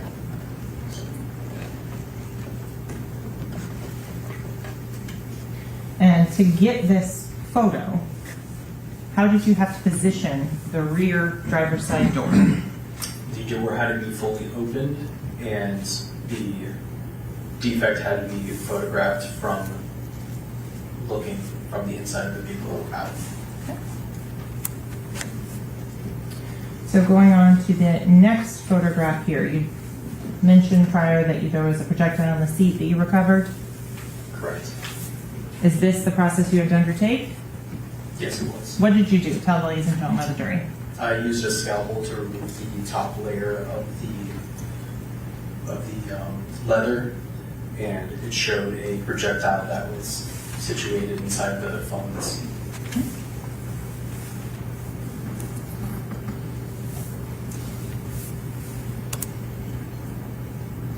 Is this another view of that process? Yes, it was. Okay. Did you assign a photo marker to that item and collect it? Yes, I did. And what are we looking at this image? This is an image of the projectile as it was removed from the foam to be fully photographed. Okay.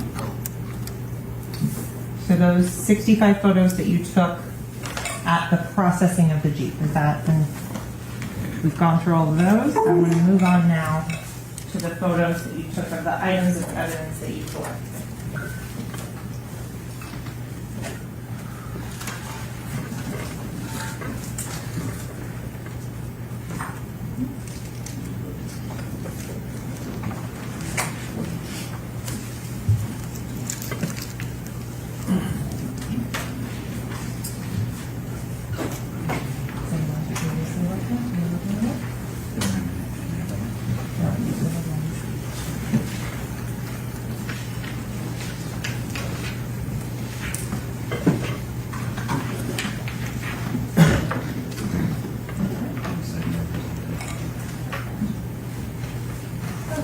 Investigator Carter.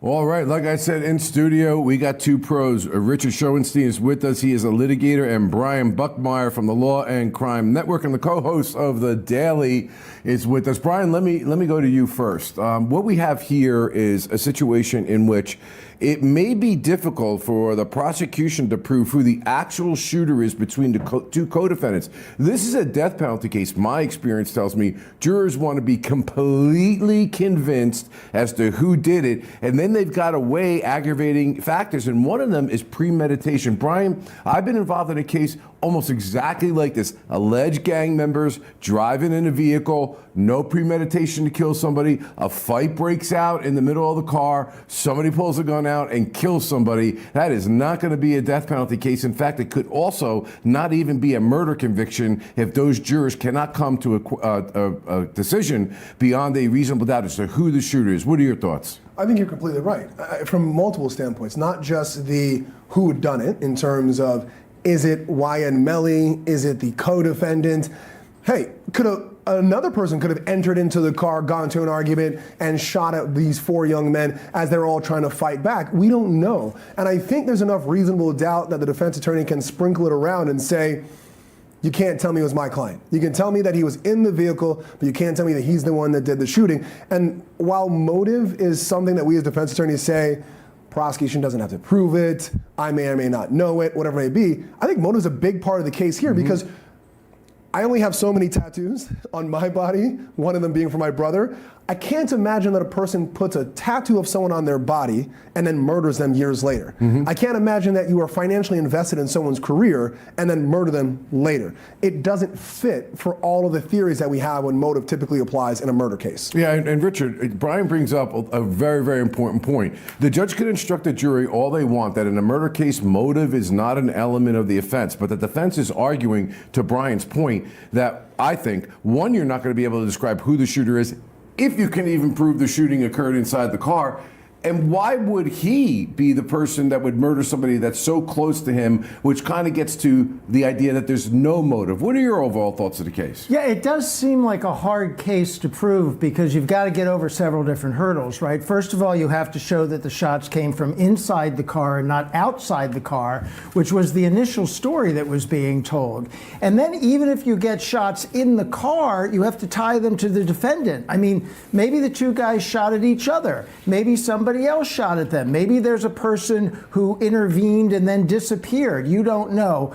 And the motive thing just complicates it for the reasons both of you guys are saying. Like, if you can't show a good reason for the defendant to commit this crime, and the forensics are not enough to tie him in particular, it becomes a tough sell. Brian, let's go right to the death penalty aggravating factors. As we all know, the prosecutor has to prove at least one aggravating factor beyond a reasonable doubt.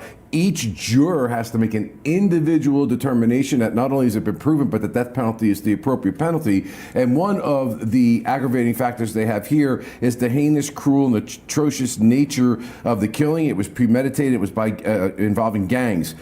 Do you find that this falls within the heinous, cruel, and atrocious manner of killing? So anytime you kill someone, it's heinous. Anytime you take a life, it's cruel. But if the rule absorbs or swallows the exception, it's no longer a rule. I think in a case like here, the defense attorney, who I think is very talented, just looking at their opening statement, can say it's not just that it's a murder, that it's cruel. You have to differentiate between all murders and all cruelty. And I think in a case here, what I would point to is the video of them leaving the recording studio. For you, or for you, you're a guest here. This studio is where you come and you bless us with your knowledge. But for Bob and I, this is our place of work. You and I leave here, Bob, as coworkers. We'll go get a drink. We'll go hang out. If they saw video of me and you leaving the studio, and then one of us would murder, you'd be like, no, these guys are boys. They're making money together. They're doing shows together. Where's the cruelty and the heinousness before the murder?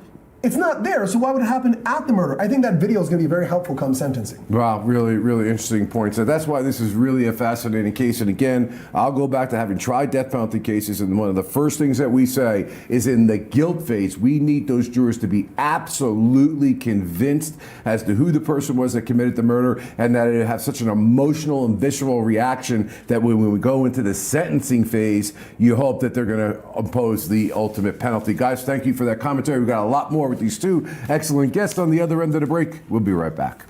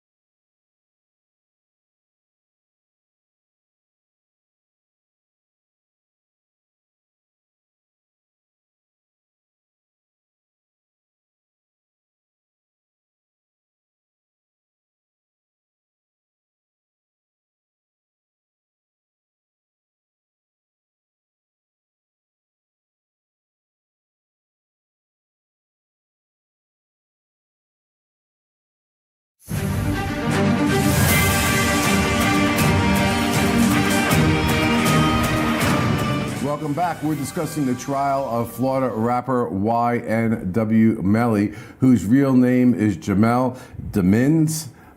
He is charged with 2 counts of first-degree murder back in 2018 for the shooting death of Anthony Williams, also known as YNW Sack Chaser, and Christopher Thomas Jr., also known as YAMW Juvie. Law and crime correspondent Bryson Paul is on the ground for us here at the Law and Crime Network at the Broward County Courthouse. Bryson, good morning, good welcome, good afternoon to the show. Love having you out there. Hey, give us a little rundown. Like, what's going on there? What are your initial thoughts about how this trial is going? Good afternoon, Bob. For day 2 of this trial, for the YNW Melly trial, it's been majority handled by the prosecution, who called up 4 witnesses so far. They continued their testimony with Morgan Curry, crime scene technician, and then they moved on to Igner Allen, who's a forensics or a 29-year analyst for fingerprints, and then they moved on to Christopher Carter, who is also a crime scene investigator for the Fort Lauderdale PD.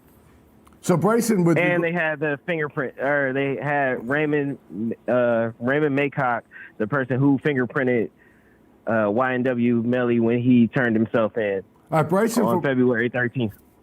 From what you're hearing inside of the courtroom, is there anything about the forensics that you're listening to far that's stuck out in your mind as being important for the prosecution?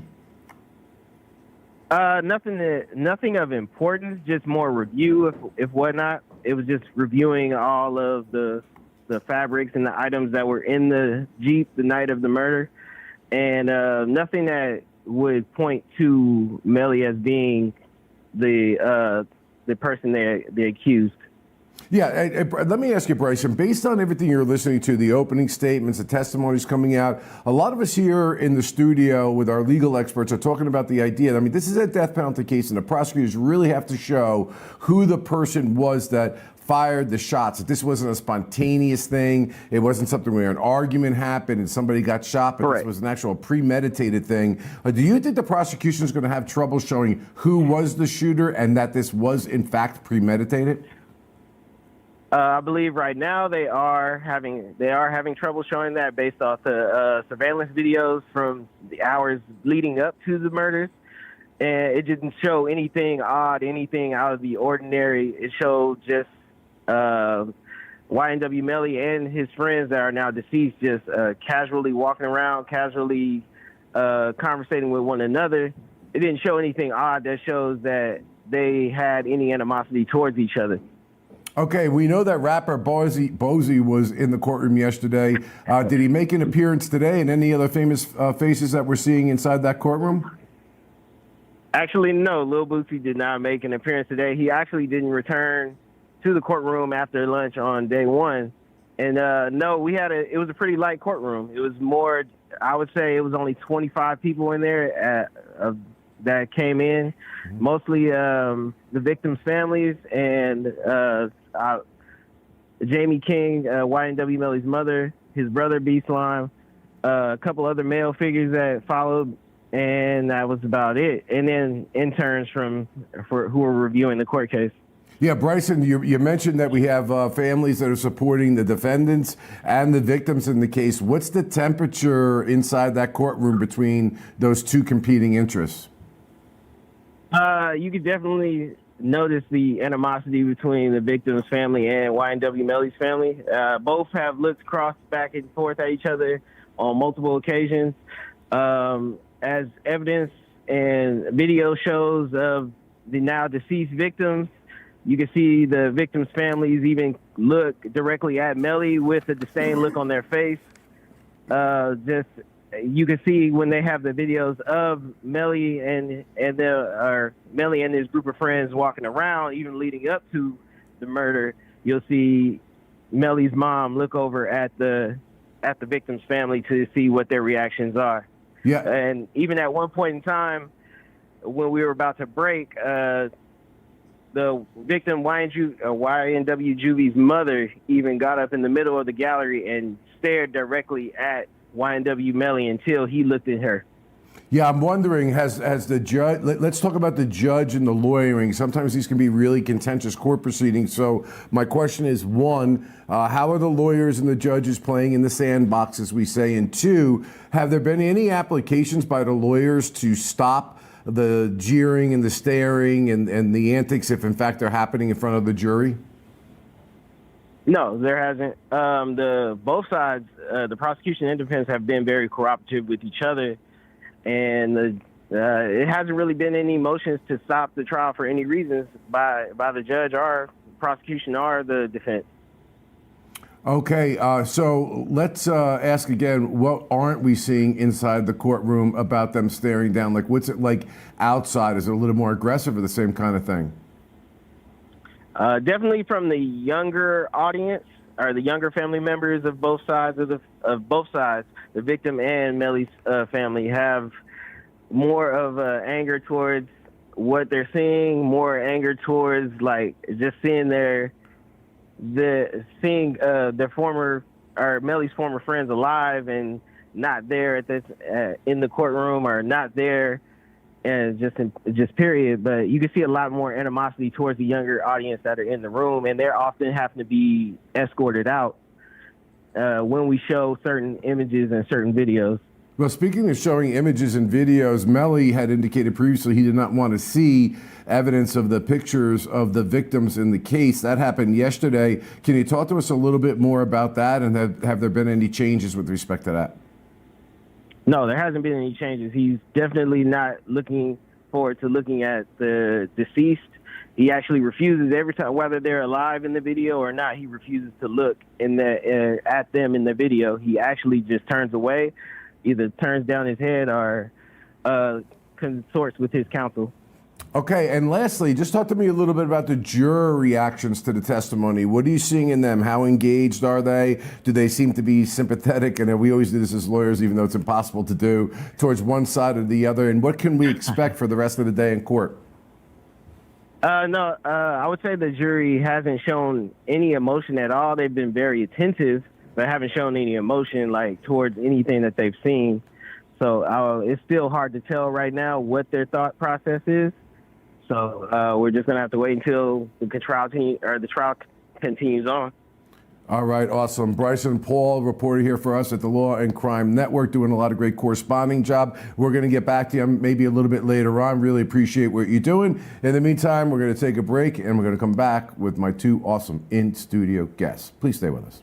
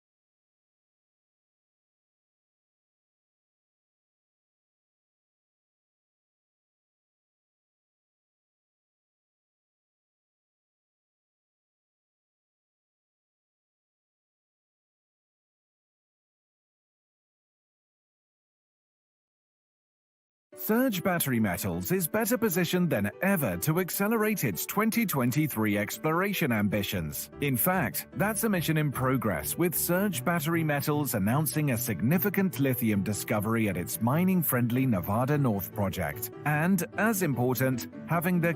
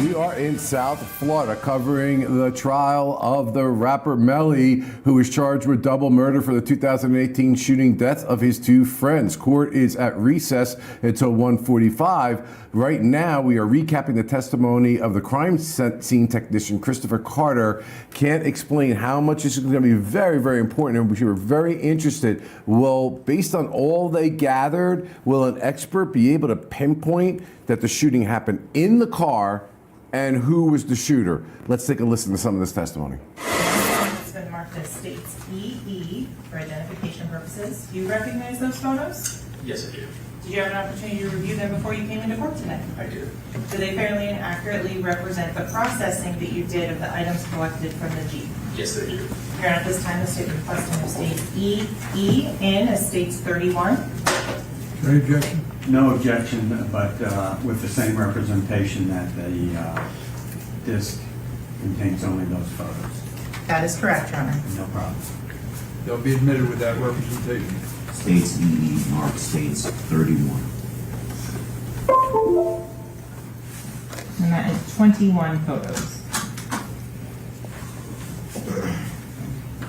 So starting here at item number 12, what are we looking at here? This is the yellow jacket that was collected from the trunk of the vehicle.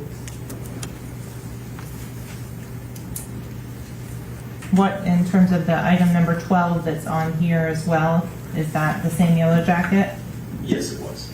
Is the number 12 consistent every time you're using or photographing something from photo marker number 12? Correct. Okay. The other item that we see on here, kind of the L-shaped gray and white, what is that? That is a scale. What's the purpose of having that in your photographs? The scale shows the size of the item that you're looking to document, and the scale also has parameters on it that allow it to be fixed if not taken at the correct angle. Understood. Moving on to the next photo, is this the opposite side of item number 12? Yes. What do you do in between items to ensure that there's no cross-contamination?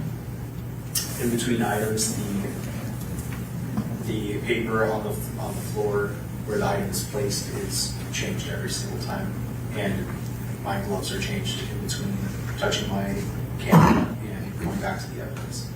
When you say the paper that's down there, what is that? What specific type of paper do you use? It's called a brown craft paper. Is it ever reused during the course of the case? No, it is not. Moving on to the next photo. What are we looking at here?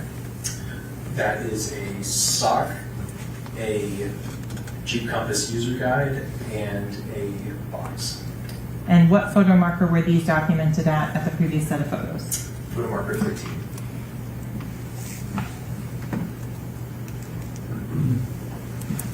Going on to this next photo, still at photo marker 13.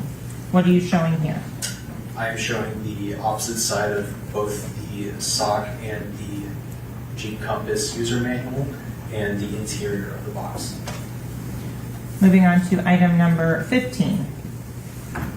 That is what? That is a disposable lighter. Did the Miramar Police Department policies and procedures allow you to maintain that item in evidence? No. Why not? Because of the combustible nature of the liquid inside. So the documentation of this evidence is just the photographs. That is correct. Moving on to item 16. What photo marker were these items documented under? Photo marker 16. And what are we looking at here? This is a belt, a disposable lighter, a pair of scissors, and a blue container. Inside the blue container, based on your training and experience, what did that substance appear to be? I observed a green leafy substance inside of the container. Did it have any odor associated with it? I do not recall. Moving on to the next item number, what are we looking at here? This is a Gatorade bottle with red stains on it. And what photo marker was it documented at? Photo marker 17. Moving on to the next photo marker. What are we looking at here? This is a water bottle, I believe a black plastic cap, a Gatorade bottle, also with red stains on it, and a white plastic bag with red stains, and containing a green plastic cap and a spent bullet casing.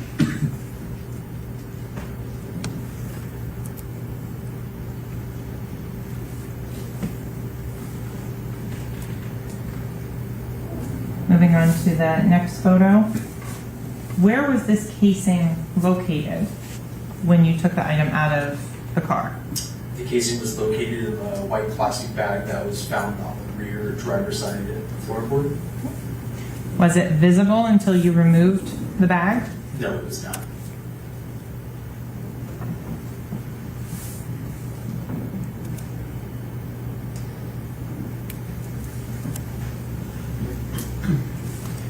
Moving on to this next photo with the scale and the large number 18. What are we looking at here? This is a closer-up photo of the spent cartridge casing that was collected from the white plastic bag. And if you'd be so kind as to tell the ladies and gentlemen of the jury what is on the next photo that we're looking at and have zoomed in on. This is the head stamp of the spent cartridge casing that reads Blazer 40 S&W.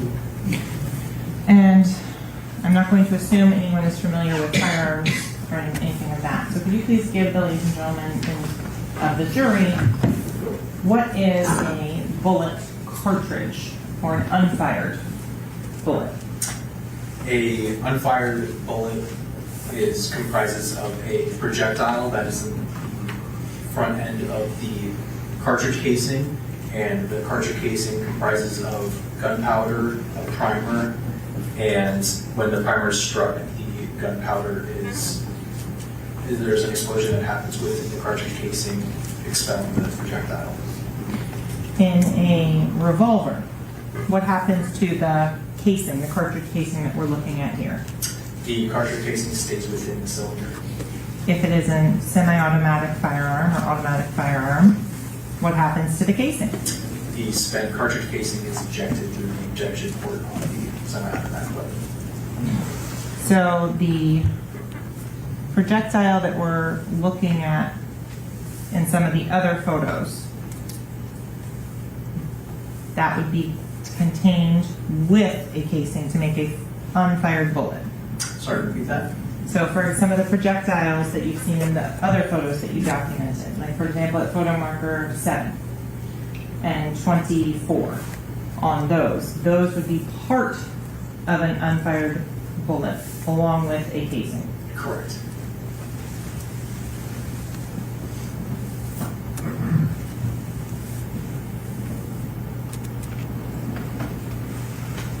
Moving on to the next item that you collected. What were these? These are 2 white sandals and a blue plastic container. Is this a different blue plastic container than the one that was in the back seat? I do not recall.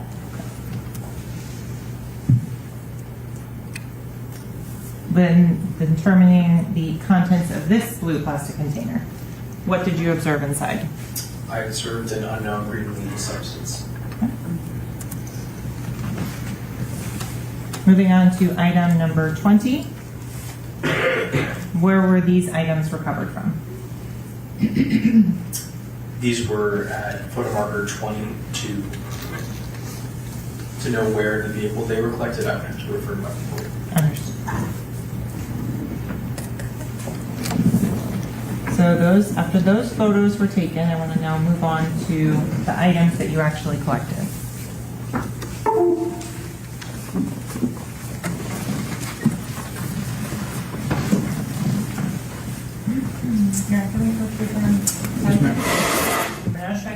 All right, as we go through again, what can be very difficult testimony for prosecutors, I can tell you, you want to get this in and try to make it interesting as best you can, because it's so crucially important to set up that expert testimony down the road where an expert's allowed to give opinions about the facts where other witnesses aren't allowed to. Guys, I do want to ask you a direct question with regard to the death penalty in this case. I think this is one of the first cases in the state of Florida where we have reduced the death penalty from 12 jurors to 8 jurors.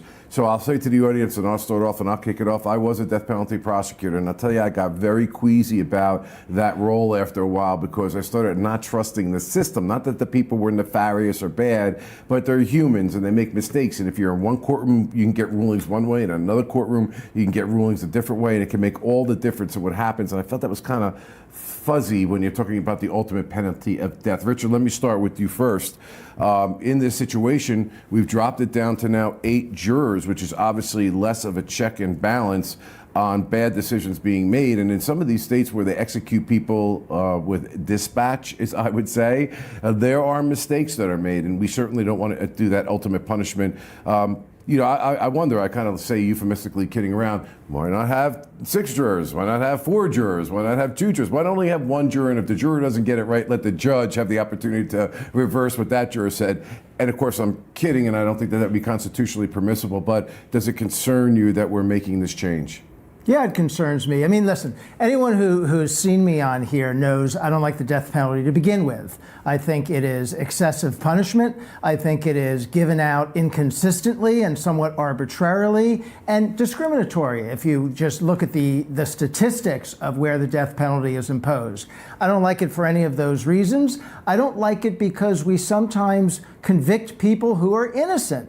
And so if we're imposing the death penalty, we are, by definition, implying the death penalty to people who are innocent. And you can't reduce, in my estimation, it to 8 out of 12 jurors. I mean, that's ridiculous, right? The burden of proof is 12 out of 12 jurors to get a conviction in this country, beyond a reasonable doubt. There are some courts where you can't get a civil verdict with 2/3 of the jury. But we're going to say, okay, the death penalty can be opposed if you can get 8 out of 12 to agree. Don't care for it. Bob, I think we also have to add this as well. Why did Florida change it to go 8 to 4? It's because the Parkland shooter got off on the death penalty, And the governor of that state said, well, if this is the line that you guys decided, because I think it was 9-3 or something, I think it was just missed. Why don't I just lower it just a little bit more so if the Parkland shooter had these numbers, he'd be put to death. The judicial branch should not be curtailed like this by the legislative branch. We've already had a rule. It didn't work. The Parkland shooter got off. I get it. I share your opinion when it comes to the death penalty, arbitrarily applied, whatever it is. And I thought to myself when I saw the Parkland shooter, I'm not a fan of the death penalty, but if it makes sense, if it's going to be the law of the land, I guess this guy is going to probably get it because of what he did. 17 people killed and 17 people injured, but the jury disagreed with me. The jury agreed that his life should be spared. So why does a Florida governor now get the ability to say, you know what, let's just drop the bar just a little bit lower so we can kill just a little bit more people? That to me leaves an especially dirty taste in my mouth. And that's what I mean about the inconsistency of it. The Parkland shooter, you hit numerous aggravating circumstances. That case, they blew that case out of the water on the proof for aggravating circumstances. On paper, I've never seen a better case for the death penalty, but he didn't get it because it's applied inconsistently, and that is a huge problem if you're going to convict people and put them to death. Yeah, it's like using a sports analogy. Like, okay, we have a team that's really not good at the field goal kicker kicking, so let's move the goals, forward, so this way he can definitely get the ball through, the post. Or my team has I'm a Toronto Raptors fan. We blow it in the fourth quarter all the time. You know what? When you come to Toronto, guys, we're only going to play 3 quarters of basketball because we can't play the fourth quarter. No, that's not. Get better prosecutors. Yeah. Argue the case better. Don't move the goalpost so you can execute people. That's not the way it's supposed to be. Yeah, if anything, it should make it more difficult. I think we all felt that as prosecutors. It should be more difficult. And even though we were trying those cases and we thought we should win them, we had no problems with the idea that we get that we're asking people to do something, that in that case better be solid in the guilt phase, and it better have some serious aggravating factors. Another thing I noticed, and why I'm kind of not against for the death penalty right now, was during my case, I'm not sure if you guys have confronted stuff like this, but at a certain point in time, the victim's family, after a 2-year odyssey of a trial, said we do not want to go forward with the death penalty anymore. That is our feeling as the victims in this case, in which under the Victims' Crime Bill, we had to advance it. We got approval from our bosses to take it out of the death penalty. The defense clearly wanted it out of the death penalty. And we actually had a conversation with we had to get to an assignment judge who said, I'm not going to allow it to be taken out of the death penalty because it was the judge's decision, because it'll skew our proportionality arguments because it's a white defendant and it will increase. Like, they wanted the white defendant to be in the death penalty. And that was, when I was listening to these things, I'm like, wow, it's somebody's life is being determined based upon somebody worried about where the beans are from one jar to the next. Richard, there's many, many more instances of how this is a bad thing. That's right. That's right. And you mentioned the victims and their families, and that's interesting because we on purpose don't let victims and their families decide if people are guilty or how they're punished, right? That's why we have a judicial system. That's why we have a jury. So they can determine who's guilty, and then the jury and the judge together can impose sentence, not the families. But at some point, you have to take the families into consideration because, like in Parkland, they're the people who have to sit through this again for months at these trials, especially if you're having a trial that's just about the death penalty. They're the ones who you are running through all of that yet again, and you have to take them into consideration. It's a very difficult ground to traverse. Yeah, it really is. I mean, it's very interesting philosophical, but nevertheless, it's 8 people here, so maybe they wouldn't have got the death penalty if that is the ultimate course here, but if they reduce it to 8, maybe they will. Is that justice? We'd like to know. We're going to take a break. We'll be right back.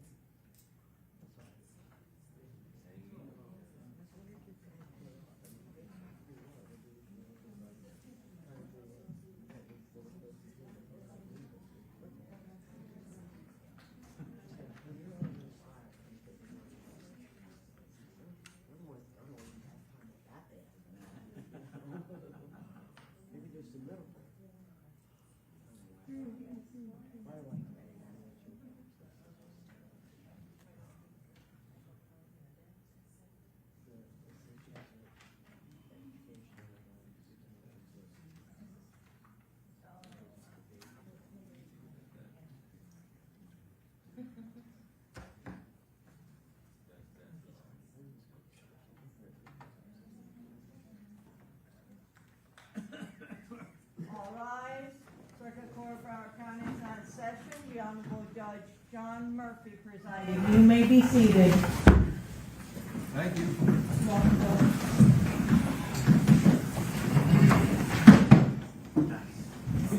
Gary, check out yours. Yes, sir. How are you, sir? Good. You have your lunch yet? Had a good lunch. And yeah. Terrible. Lunch. So, Your Honor, there is an issue that I need to raise. And you had asked if when we have a stipulation ready, and it occurred to us that we should confer with our client before agreeing to a stipulation. And we have. And he does not agree to stipulate the identity. We do maintain our objection based on the case law. We also contend that it is not credible that over the course of 4 years, there is nobody on this planet can be found to make the identities in question. So we maintain our objection to the identifications being made through the witnesses that the state proposes, as indicated on the record already, sidebar, and we decline to stipulate. Thank you. Thank you.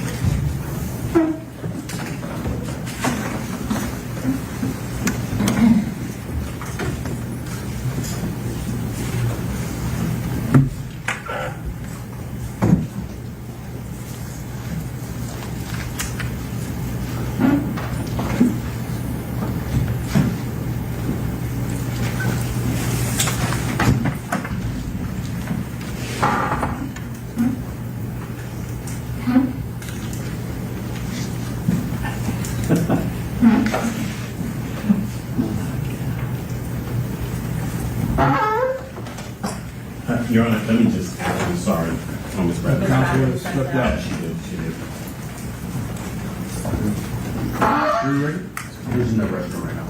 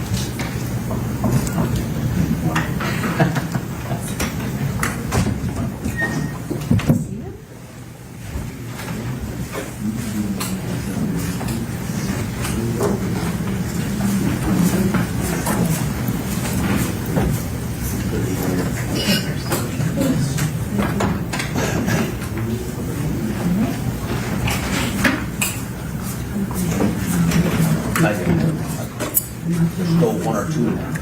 Right?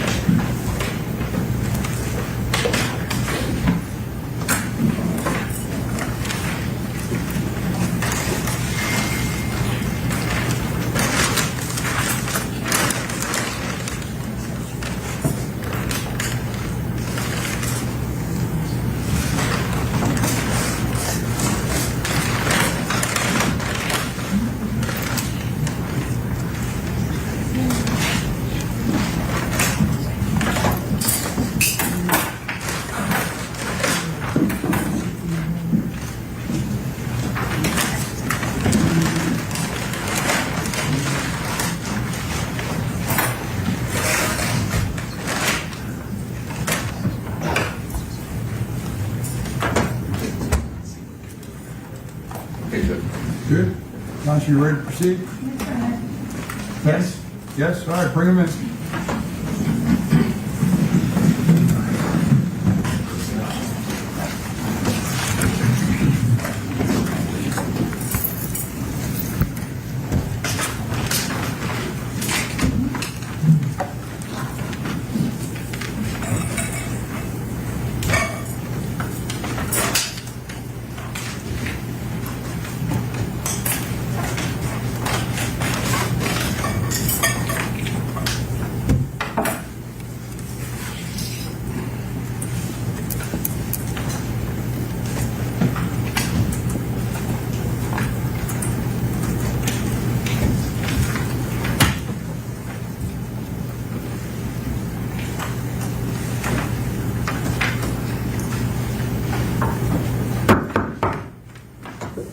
Jury entering.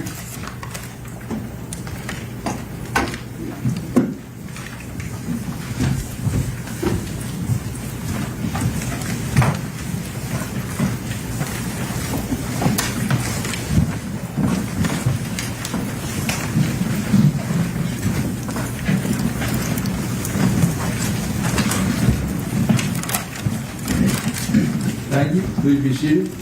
Let the record reflect the presence of our jury as well as the defendant, Mr. Evans, his counsel, the assistant attorneys, our witness remains on the stand, and I'm sure you all had a nice lunch. I think when we broke off, you were still on your direct examination of the witness. Is that correct? Yes, Your Honor. So if you wish, you may continue with your examination of Mr. Carter. Thank you. Okay, Investigator Carter, we talked a little bit about some of the swabs that you collected. With permission, Your Honor, may I approach? Yes. It's been previously shown to defense and marked as states F for identification purposes only. Do you recognize that packaging? Yes, I do. And how do you recognize that packaging? It is the packaging for evidence of the Miramar Police Department in my handwriting. And the items that are indicated on the front of that, are those items you collected yourself? Yes, they are. Okay. Now, did you see me cutting them open as you were sitting on the witness stand just a couple of moments ago? Yes, I did. If you take an opportunity to look at the two items that are inside, and you can go, yes, these two gloves are there.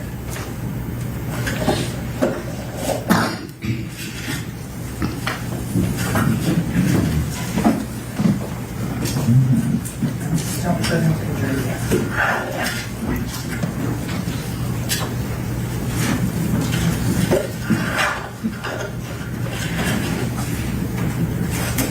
Review them, see if they're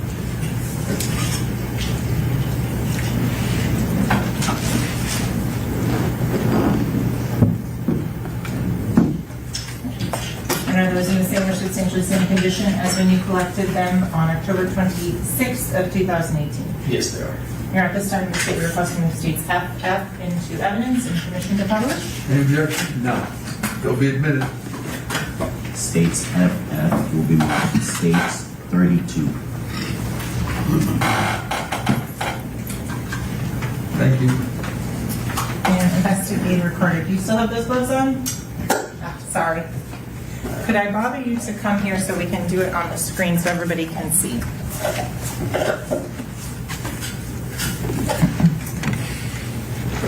With your permission, maybe we can step down, Your Honor? You may step down, sure.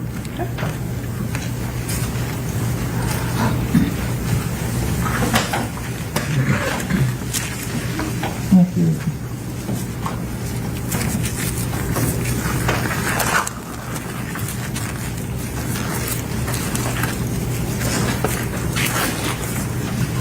Okay, just publish them one at a time. And if you could identify them by the G or item number. The G number is G65, and it is the swabs from the rear driver's side door handle exterior of the Jeep Billhawk. Okay, and is there identifying information to show what the tag number was and the Miramar case number on each of these? On the swab box, yes, the case number is noted there. Okay.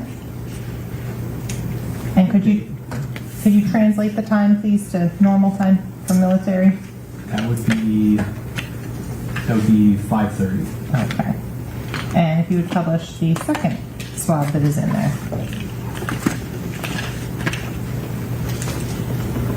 This would be G64. I'm sorry, I can't hear. G64? Thank you. And the UV swabs from the front driver's side door handle exterior of the Jeep. Again, is it the same tag number that was on the photos that you took earlier? Yes. And is it the same time that you collected the other one? This is before. Speak up just a little bit louder for Ms. This is before the other one. Okay. And if you could put that one back in here. Now, before you leave, on the back of this, there are labels in terms of, does each label have an ID or evidence number or G number on it? Yes. Okay. Thank you. You can resume your seat. I will have to ask you to look at a couple more things if you want to keep those gloves on.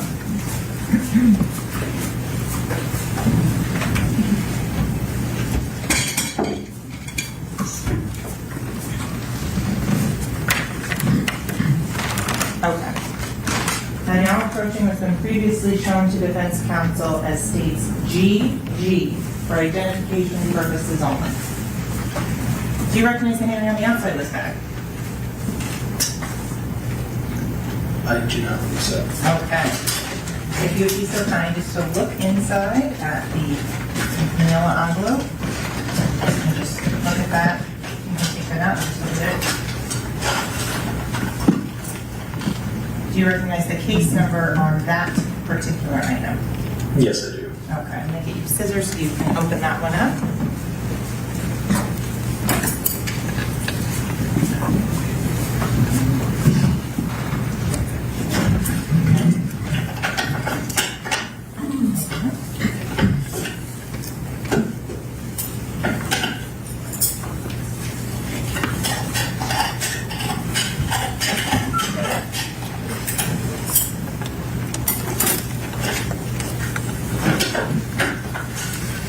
Do you recognize that item?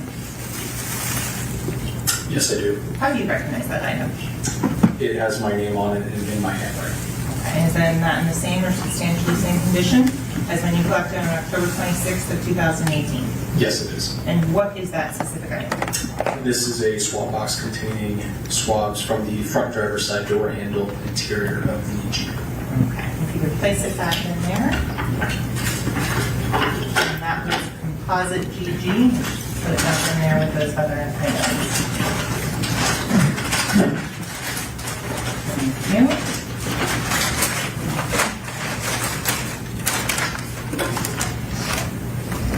I'm now approaching with what's been marked as states HH for identification purposes only. Do you recognize that item? Yes, I do. How do you recognize that item? It has my name on it and in my handwriting. And is it in the same or substantially same condition as when you collected it on October 26th of 2018? Yes, it is. Here, at this time, the state would place requesting of states HH in and permission to publish. HH only, correct? HHGG is just foundation at this point. Thank you. Is there any objection? No. It'll be admitted. Okay. And investigator, if you'd be so kind as to step down again and publish it at the green screen. Thank you. States HH will be marked States 33.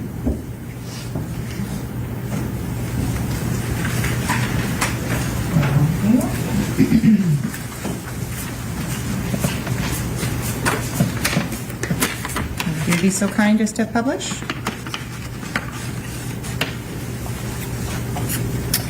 And what item number or G number is assigned to this particular item? This is G67, and this is swabs from the rear driver's side door handle interior of the Jeep. Okay, and the time of collection on this one? Would be 5:36 And on what date? on 10/26, Okay. 2018. Mr. Crimes. Okay, thank you. Resume your seat.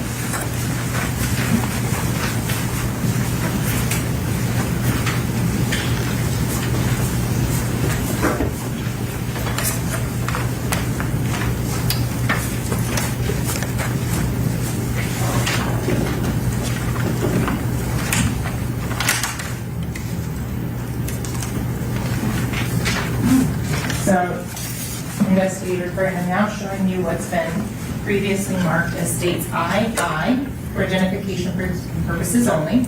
Do you recognize that? Yes, I do.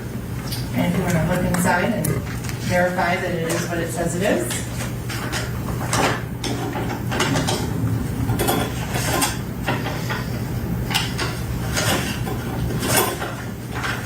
Before you take it out, you can look inside the bag if possible.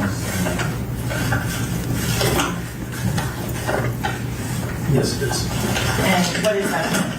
A plastic bag. And is it in the same or substantially same condition as when you recovered it on October 26th of 2018? Yes, it is. Here at this time, the state would request new states II into evidence and publish to the jury. Is there any objection? No, sir. It'll be admitted. You may publish. States II will be marked States 34.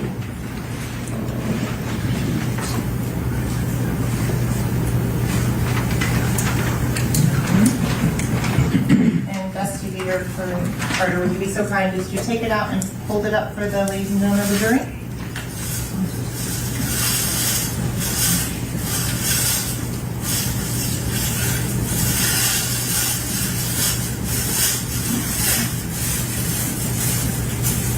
Where did this item come from?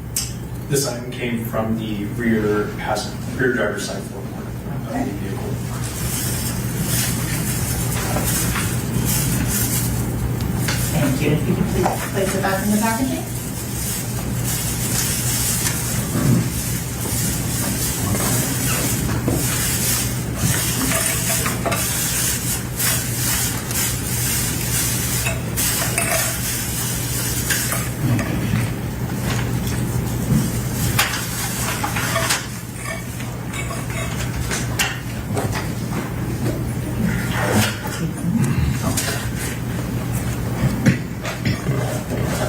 Investigator Curran now showing you what's been previously shown to defense and marked for identification purposes only as states JJ.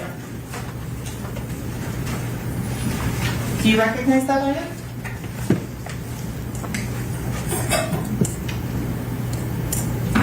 Yes, I do. How do you recognize that item? It has my handwriting on it denoting the item that's inside.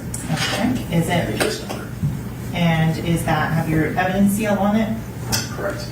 Is that item in the same or substantially same condition as when you retrieved it on October 26th of 2018? Yes, it is.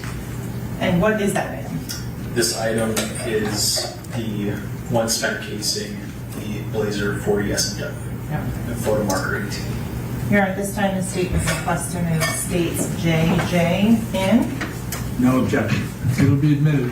States JJ will be marked States 35.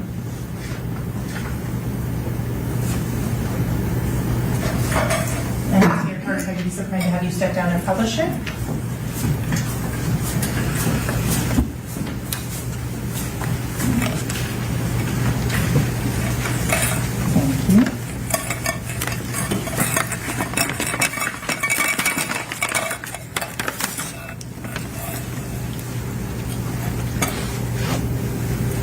Do you recognize the handwriting on the back of that? Yes, I do. Whose is that? That's my handwriting. Okay.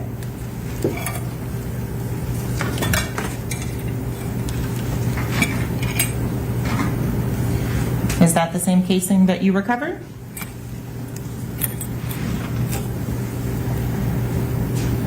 Yes, it is. Okay. Thank you so much. If you could please return it to its packaging.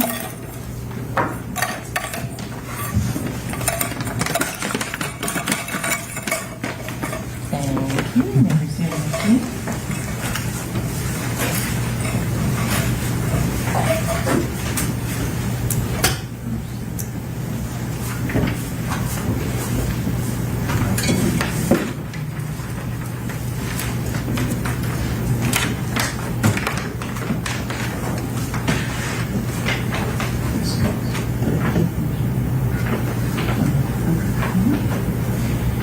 I'm now showing approaching with what's been previously marked as states KK for identification purposes only. Do you recognize that item? Yes, I do. How do you recognize that item? Because it's an item that I photographed within the vehicle. Okay. And if you want to take the scissors and open it up, if you would be so kind.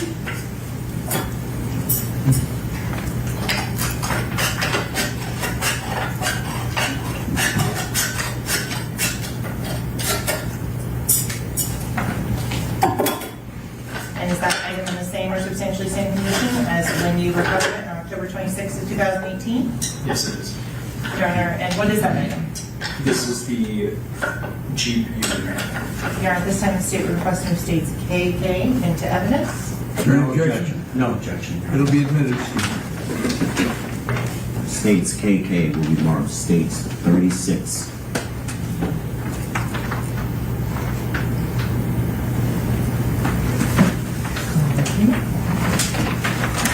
And would you be so kind just to hold that up for the ladies and gentlemen of the jury?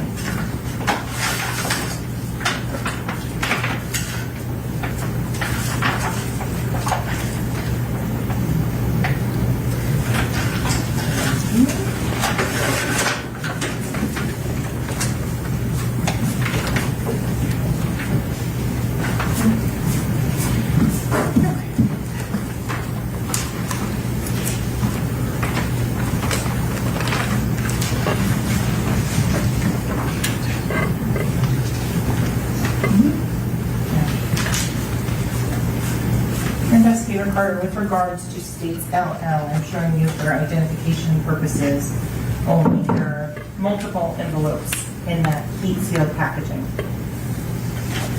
Do you recognize your handwriting on any of those?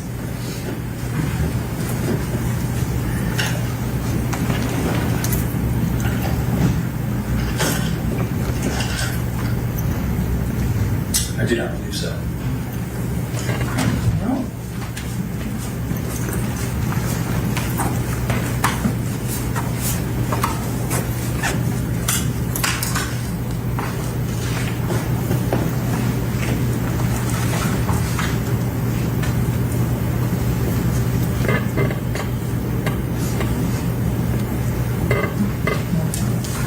Just one moment to confer with the counsel. Yes.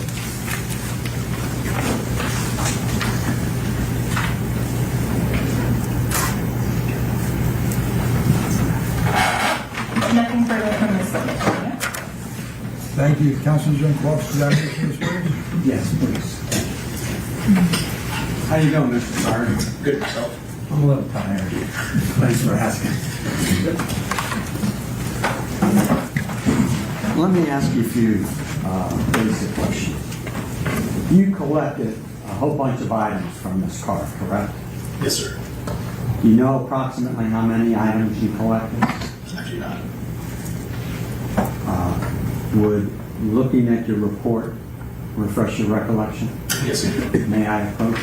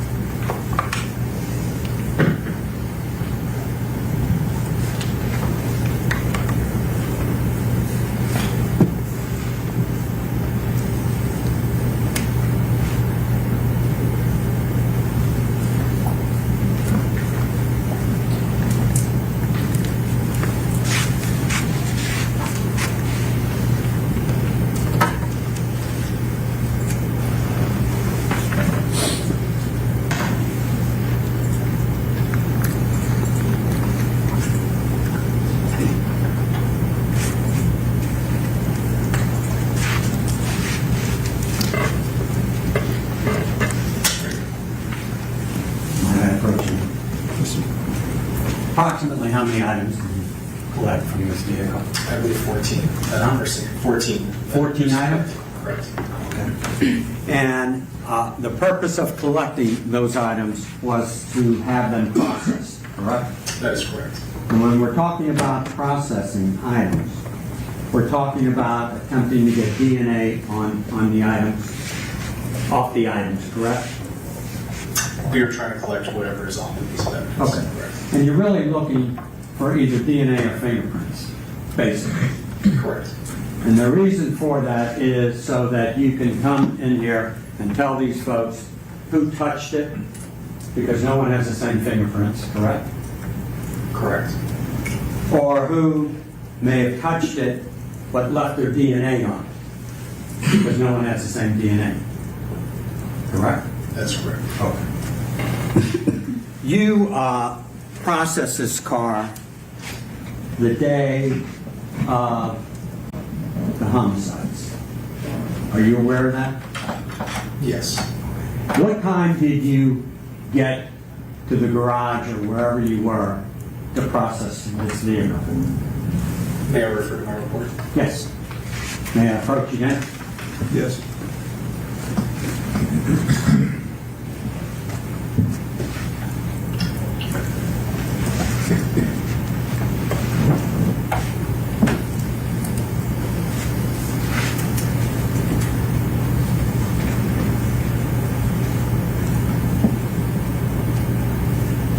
At 14:57 hours, I was requested to respond to the. Or translate that. That would be 2:47, did I say? I mean, I'm bad in that. That's why I became a lawyer. 2:57. I apologize. 2:57. Correct. And what time did you leave, if you recall? Because it seems like you were there several hours.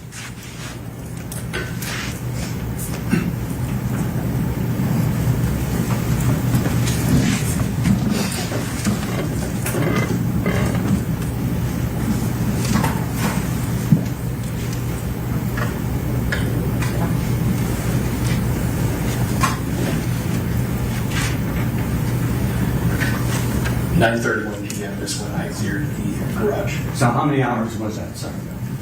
From 2:57 to 9:30, you said? 2:57 to 9:30, about correct. Okay, so that would be, what, about 7 hours? About. Give or take a few minutes? Correct. And you had another fellow officer processing the car, half the car, also, correct? No, she was a crime scene technician, not an officer. Okay. And she was processing the car also? That is correct. She stayed about the same amount of time? I believe so. So between the two of you, you spent about 14, 15 hours processing the Jeep? Correct. Okay. And the purpose of that was so that you could collect all the evidence that could help this jury decide who was in that car and who may have been involved, correct? That is correct.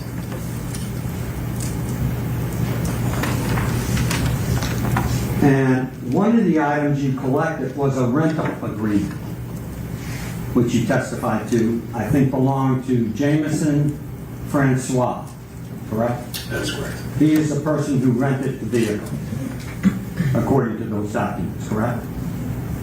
The vehicle listed on the documents. And that was the Jeep that you spent about 15 hours processing, correct?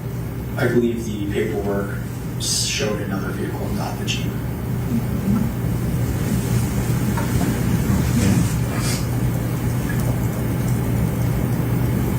The lighter that you destroyed, you of course processed that to see who touched the lighter before you destroyed it, correct? That is correct.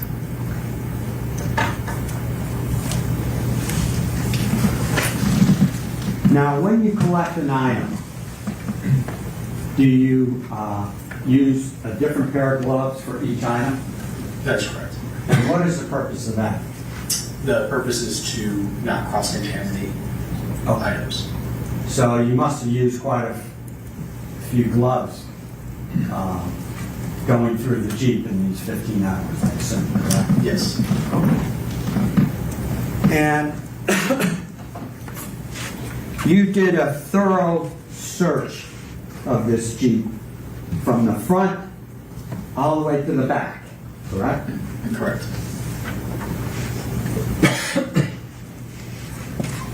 Are you aware of any other officers or CSI or any detectives going back to that vehicle and searching it again? Not that I recall.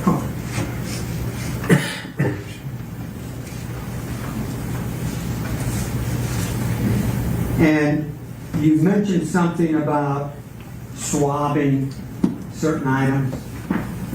Did I hear you correctly? Correct. And that was, again, to look for DNA on those particular items, correct? Correct. And each time you did a swabbing of an item, you took the old gloves off and you put the new gloves on, correct? That's correct. And when you collected the Gatorade bottle and the various items, each time you collected the Gatorade bottle, you used a pair of gloves, and then on the water bottle, you used a different pair of gloves, et cetera, et cetera? Yes. Okay. You also mentioned something about latent fingerprints. Am I correct? Yes, sir. Now, a latent fingerprint is something that usually is not visible to the eye, correct? With oblique lighting, you can see sometimes on some surfaces. But normally, a latent fingerprint is you're looking for is a print that's not visible to the naked eye, correct? Not fully correct. Okay, correct me. Where am I wrong? I was saying if you use oblique lighting on certain surfaces, a latent fingerprint can be visible. Okay. As a lay citizen, if I'm not carrying a blue light, would you see the fingerprint on a particular item? What item are we talking about? Any item. If it's a latent fingerprint, would you see the fingerprint if I didn't have the blue light? Yes. You could. What we're talking about is if I touch this jury rail like this, you could process it even though we don't see any fingerprint. And you could lift possibly a fingerprint or an impression of a fingerprint from it, correct? That's right. And then you could take this and say, guess what? Stu touched this. That's me. Correct? Correct. And that's what you're looking for. Correct. Oh. You don't do the comparisons. No, I do not. Someone else does. Correct. And that's why they're in these various bags. Right? Repeat that, sorry. That's why they're in these various evidence bags, because they're sent to someone else to do the processing for latent fingerprints and DNA. Right? Correct. Okay.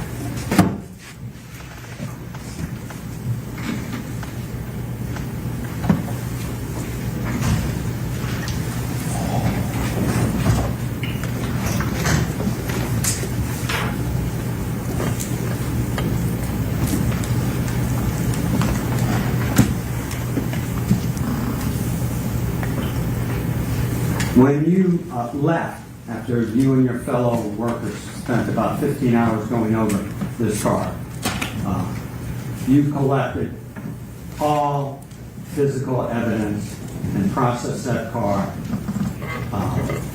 completely, right? Correct. You were never asked to go back to that vehicle? Not that I recall. I got to ask you one other question, if I may. There was a photograph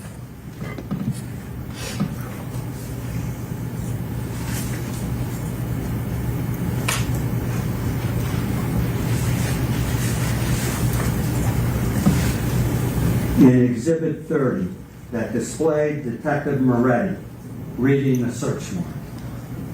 Do you remember that? Yes. Who is he reading it? To us. You. Correct. And he read it from start to finish? Correct.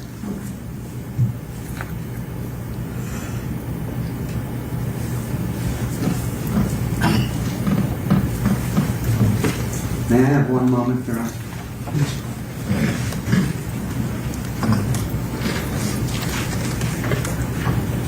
Thank you so much for your time. Thank you.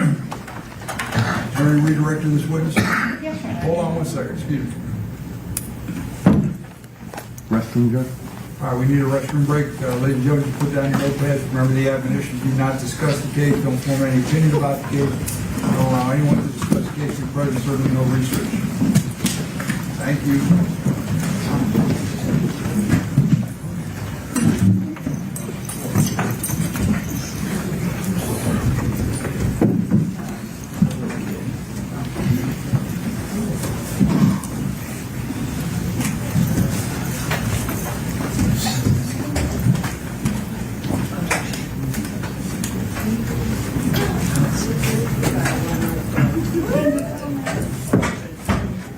Thank you. Let the record reflect the jury stepped out. Counsel Manuel or defendant. Anything to discuss, counsel? No, sir. How about you, Mr. Demers? Need a restroom break? You're good. You're good. All right, we're in recess. Thank you.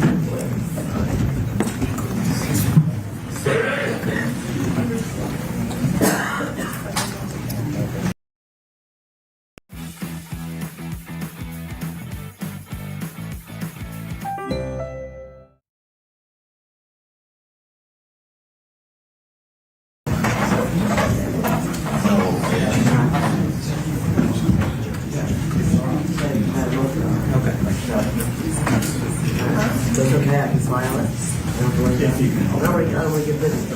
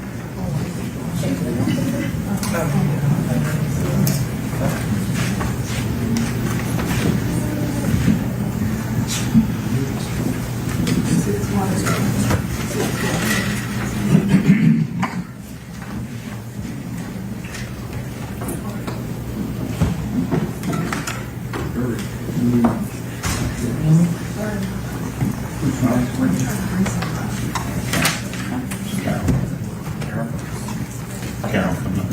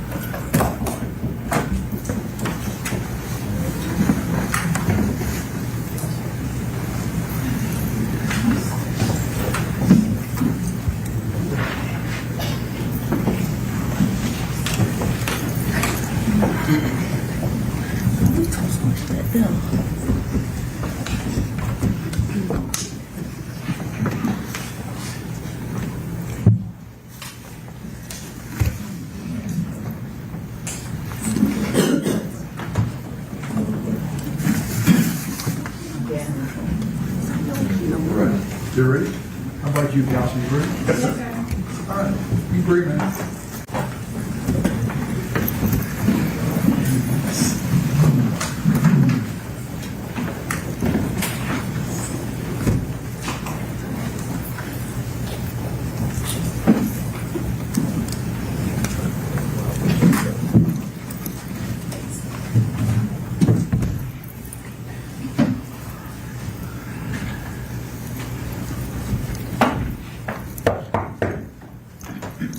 Jury entering.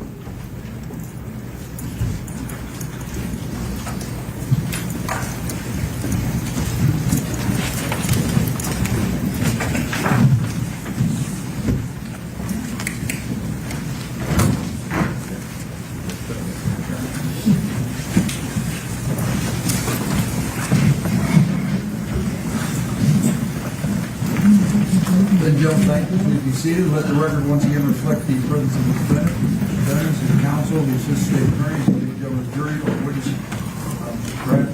Ms. Carter, remains on the stand. Counsel, if you want to commence with your redirect examination.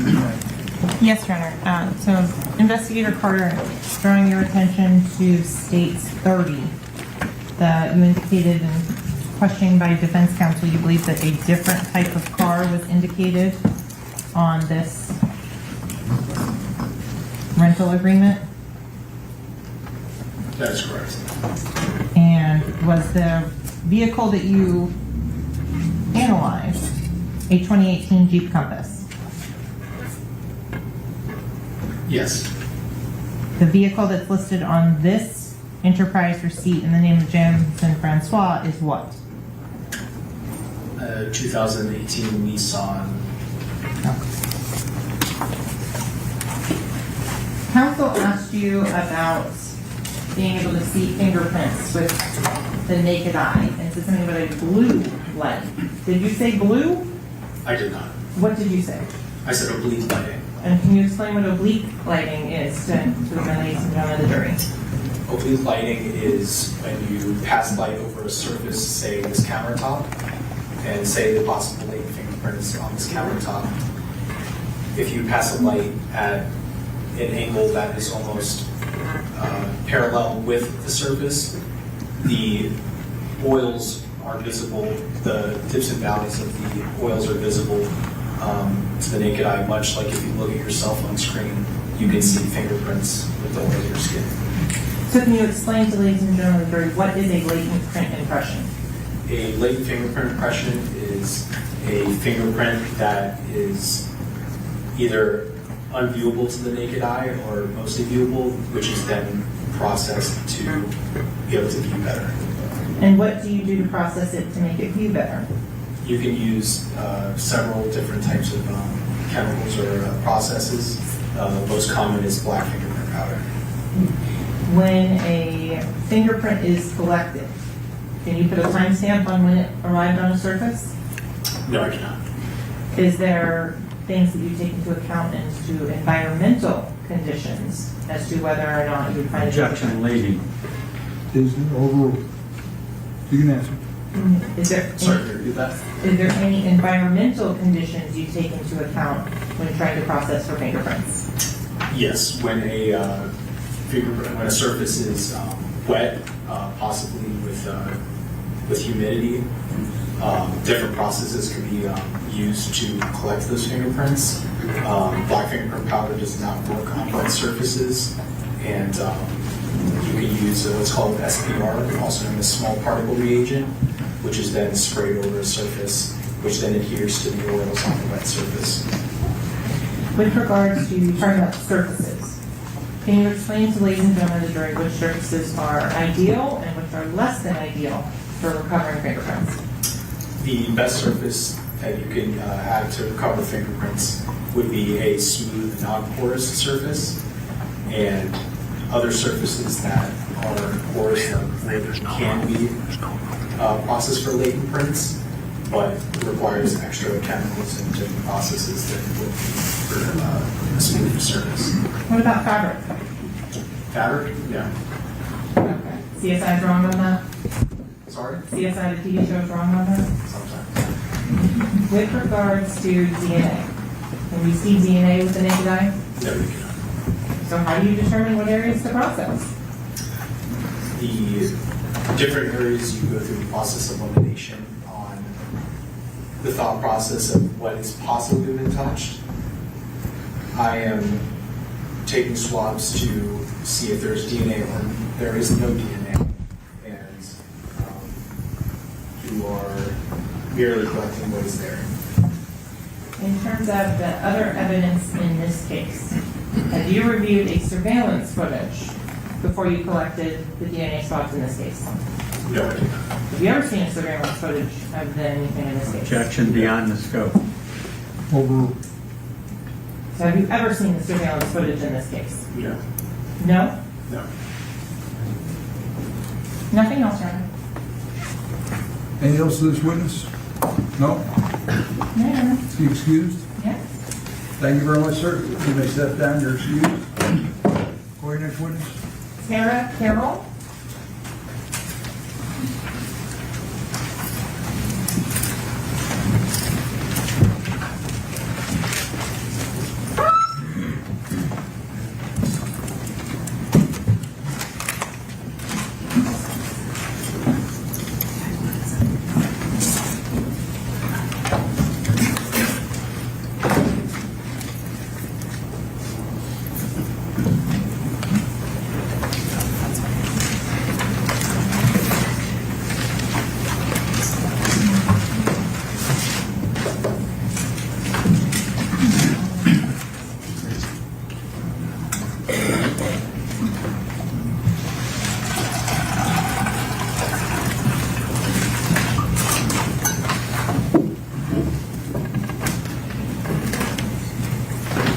Good afternoon.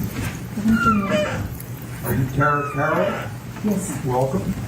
This is our witness stand over here. Come on up, please. When you get your witness stand, you put your things down. Just remain standing for a bit. Raise your right hand and be sworn. Do you solemnly swear or affirm the testimony you shall give in this case shall be the truth, the whole truth, and nothing but the truth? Yes. Please state your full legal name for the record. Tara Carroll. Please spell your first and last name for the court reporter. TaraCarror. Thank you. Thank you. Please have a seat.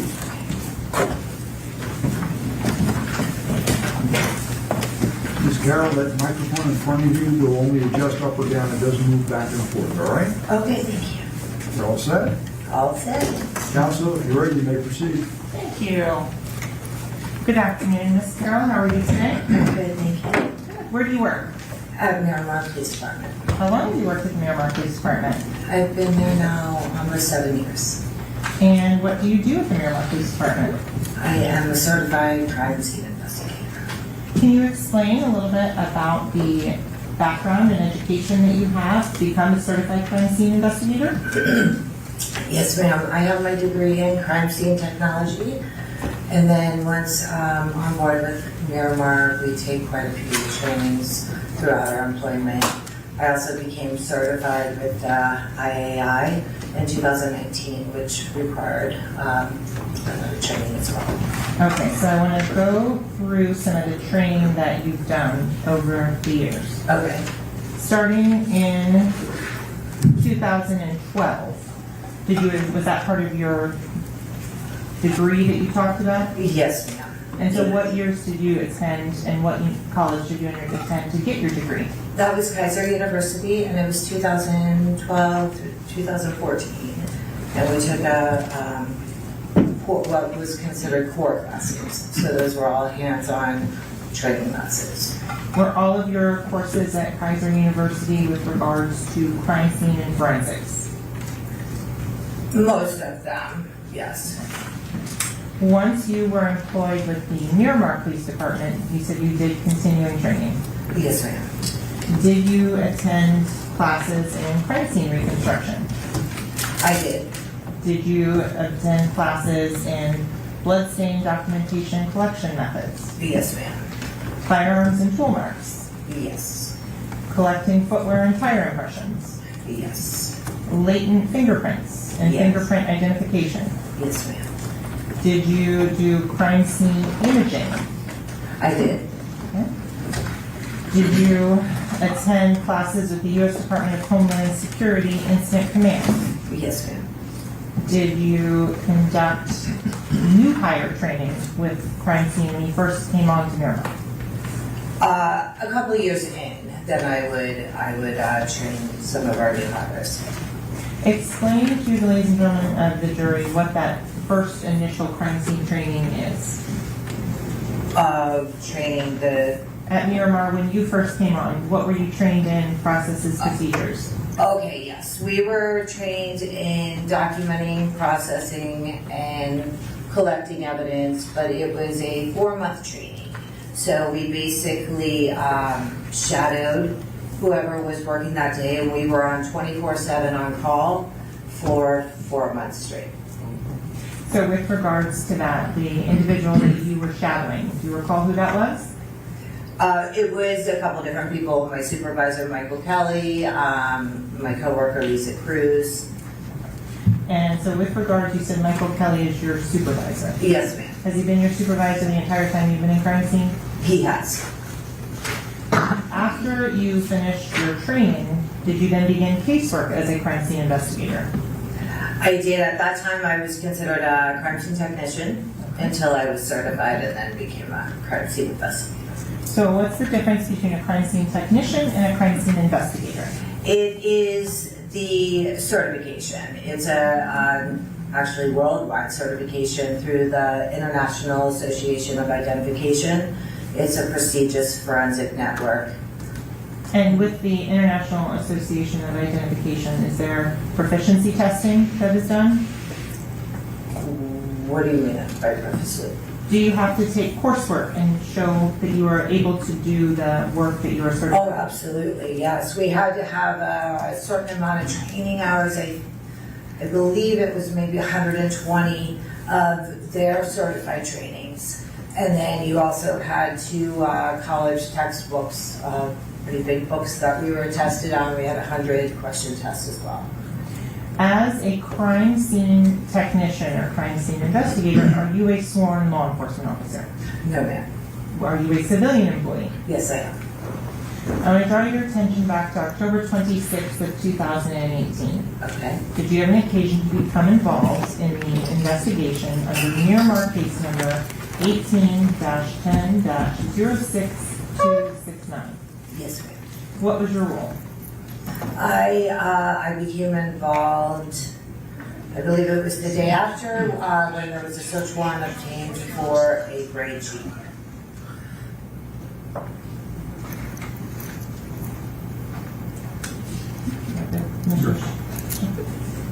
Ms. O'Shea? It was beyond, I apologize, I hit the wrong button.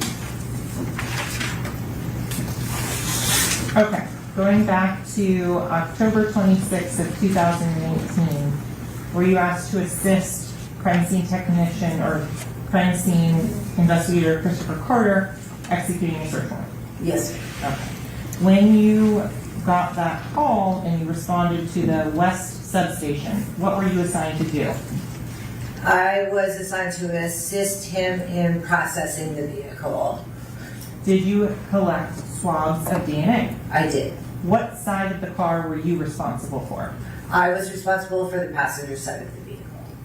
Did you also collect latent fingerprints? I did. And what side of the car were you responsible for the latent fingerprints? That was the driver's side. I did the latent side. While you are on scene and processing the items that you collected, are you taking photographs on scene during the search warrant of the Jeep? Christopher was taking the photographs, yes. That was your job to take photographs at the lab? Yes, I took photographs of whatever I collected. Okay. And so is there a specific reason why you take your photographs and he takes his? We've always done it that way. That's just the policy. Okay. Showing defense counsel, they previously had an opportunity to go through, states MM for identification purposes. Investigator Carroll, did you have an opportunity to review the photos in the USB here prior to coming into court? I did. Did those photos fairly and accurately depict the items that you processed at the lab after they were collected? Yes, ma'am. How do you know that those photos are the same that's on that USB? Because I initialed the USB. Here, at this time, the state would request us to move the state's MM into evidence and publish to the jury. Is there any objection? No objections. They'll be admitted. How many photographs are there, Counsel?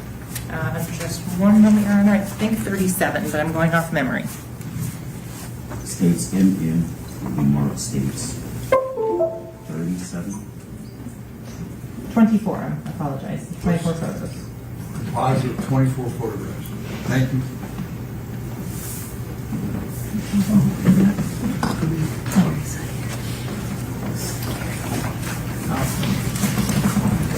Thank you, Counsel.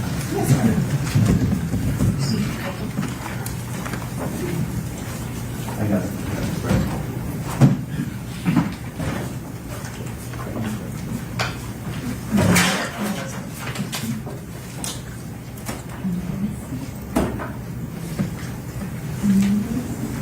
Very quick. Sorry, Bobby, if you want to grab this drill and water. Thank you. So that you can see the image in front of you on the screen as well? Yes, ma'am. Okay. So the item 1 that's on there, what's the purpose of that item 1? One would be the photo marker, so that would explain, once you look back at the photos of the search warrant, every piece of evidence that was collected is marked with a number. So you would see a cone or some sort of photo marker. So that's what was noted as photo marker 1. The liquids that are in these bottles, are they maintained by the Miramar Police Department? No, so we did, I believe there was a sample of the liquid taken out of the Zephyr Hills bottle, but no, we don't submit liquids to property and evidence.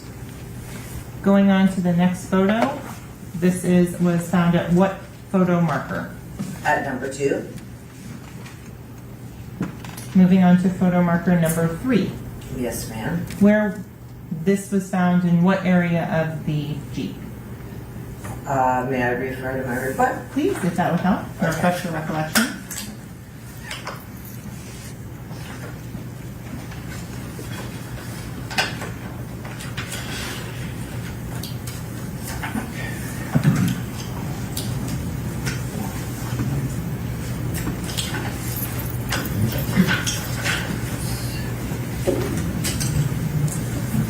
Number 3 was found on the front passenger side floorboard.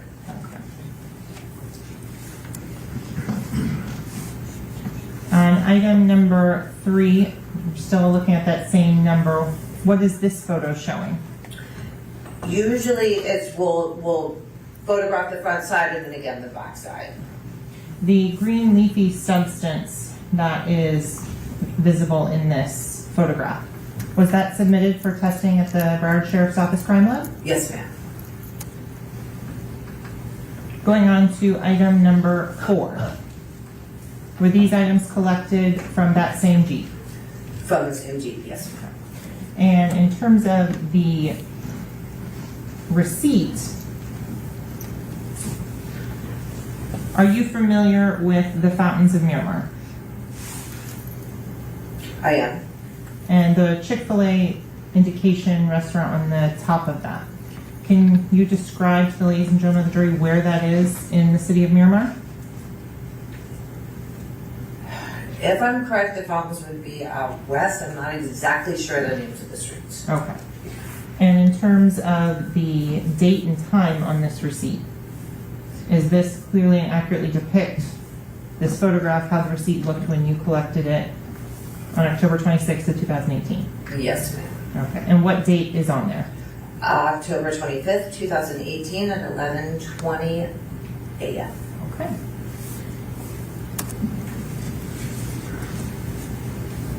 On item number 4, you indicated this would be the back side of any of those items? Yes, ma'am. Item number 5, is this depict how you found this in the Jeep? Yes, ma'am. Item number 6. Yes. And do you recall where these were found, this item? I believe it was in the, like the cubby of where the handle on the door was. Item number 7. Yes. What are we looking at in item number 7? That would be a projectile. Item number 8. Do you recall collecting these items? I do. And where were they found?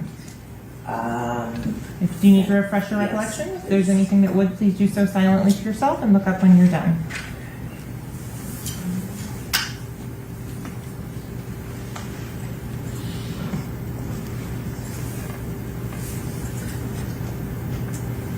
You know, I'm sorry, I don't have listed the location of that.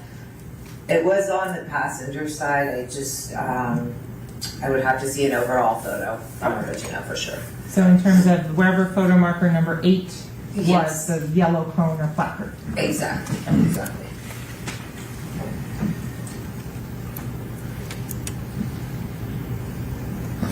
The green leafy substance in this one by photo number 8, was that also sent to the Broward Sheriff's Office Crime Lab for analysis? Yes, ma'am. Your Honor, we stipulate that that's marijuana. Just we can move it on.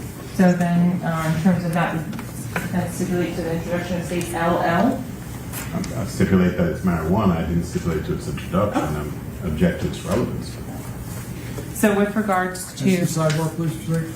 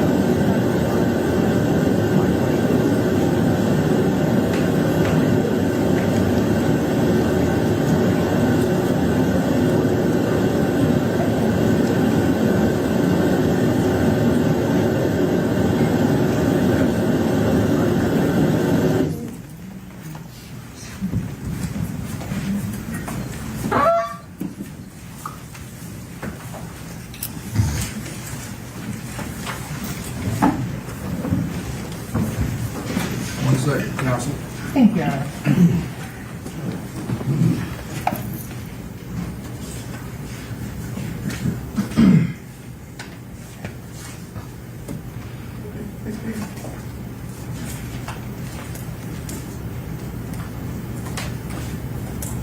Ladies and gentlemen, when lawyers or parties agree that certain facts are true, that is called a stipulation of fact.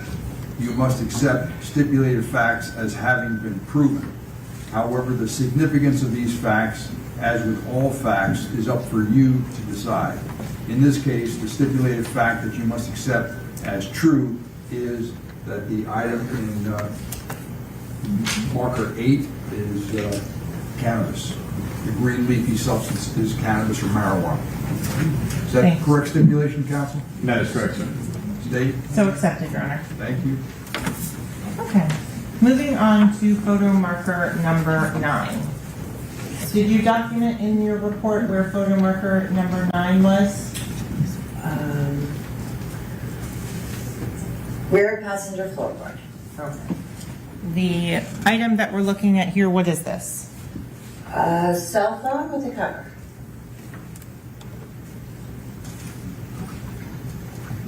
Did you collect and process items 10? I did.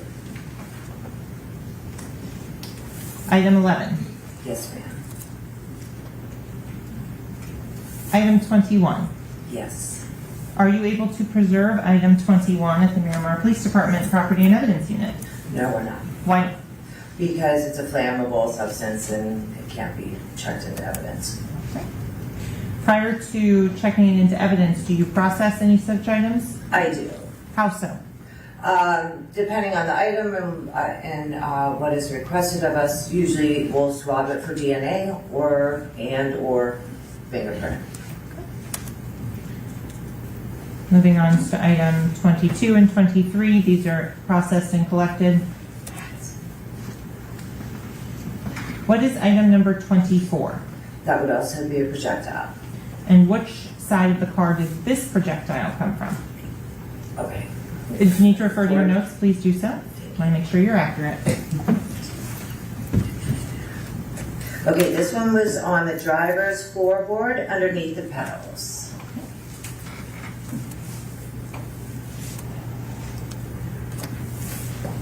So this is now item 25. What are we looking at here? Yes, ma'am. This was a combination of items that were found in the pocket behind the seat. May I look at my report again? Yes, if you need to.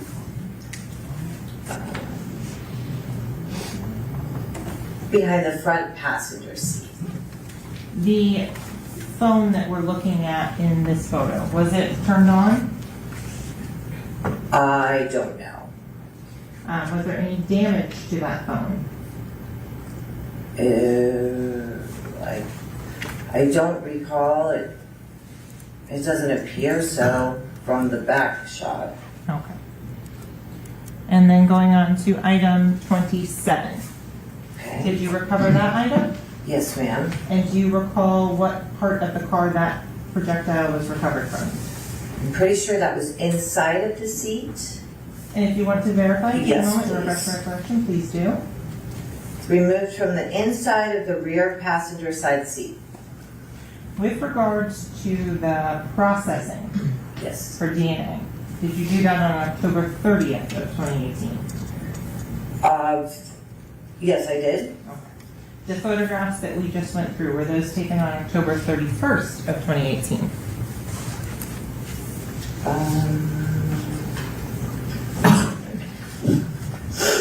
And if would looking at the data on the phone or on the photos themselves on the screen help you? Oh, yes. There you go. Yes, ma'am. So after you took those photos and you documented all of those items, did you then try and process items for latent prints that were recovered from the car? Yes. How do you do that? To process for latent prints, we will usually start with a fresh pair of gloves. I'll place the item on a fresh pair of piece of butcher paper.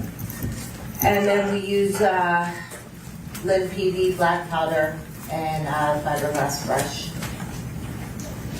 And in terms of once you get the latents, what do you do to determine whether they are of value or not of value? Okay, so once we lift them, and we'll place them on a lift card, which has the information on the back, the print on the front, then I'll usually pass it by my supervisor, see if he thinks it's a good enough quality to submit. And as long as he agrees, then we submit it to the BSO lab for analysis. Does the Miramar Police Department do any in-house fingerprint analysis? No. In terms of, in this case, did you process all of the little blue round containers containing cannabis? I processed the ones that we showed here, yes, in the pictures. And in terms of finding latent prints, any that you found would have been submitted? May I look at my report again?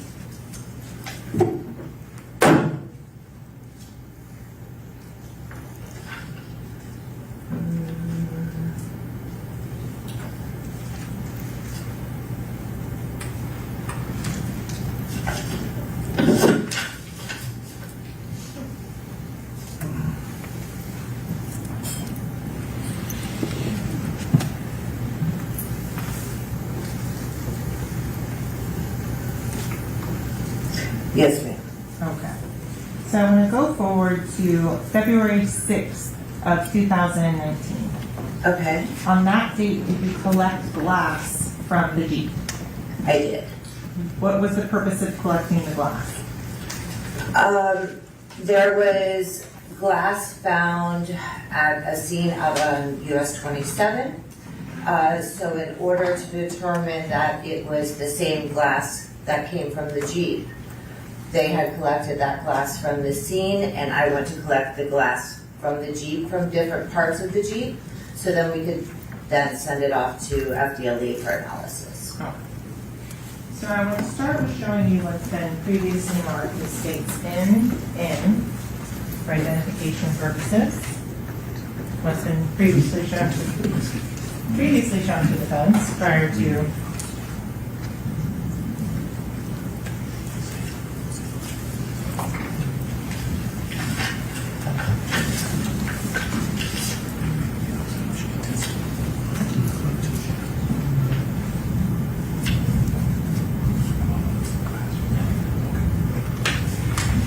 showing you what's been previously marked as states in for identification purposes and shown to defense counsel. Yes, ma'am. Do you recognize those items? I do. How do you recognize those items? It's my handwriting. What are they? They are the latent lift cards from the vehicle. So those would be the actual cards that I told you that the print would be on the front and information on the back. Are they in the same or substantially same condition as when you lifted them on October 26th of 2018? Yes, ma'am. Here at this time, the state would request the states into evidence. No objections, sir. They'll be admitted. States in will be marked states 38. And approach with what's been previously shown as states LL.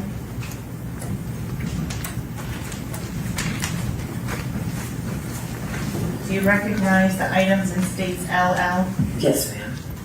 Are they in the same or substantially same condition when you collected them on October 26th of 2018? Yes. The heat sealed packaging with the green label on that. Is that done by the Miramar Police Department? No, it's not. The other items inside, are they in the same or substantially same condition as when you recovered them? Yes, ma'am. Here at this time, the state would request to move states LL into evidence. No objection, Your Honor. They'll be admitted. States LL will be marked states 39.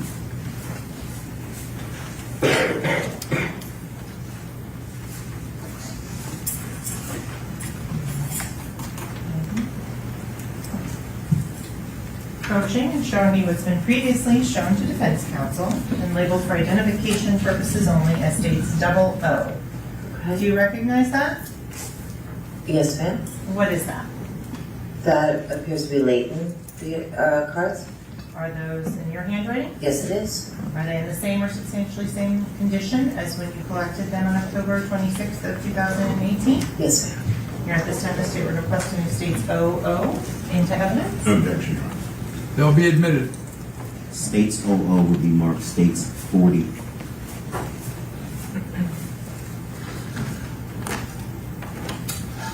Now showing defense counsel has been previously marked as states P for identification.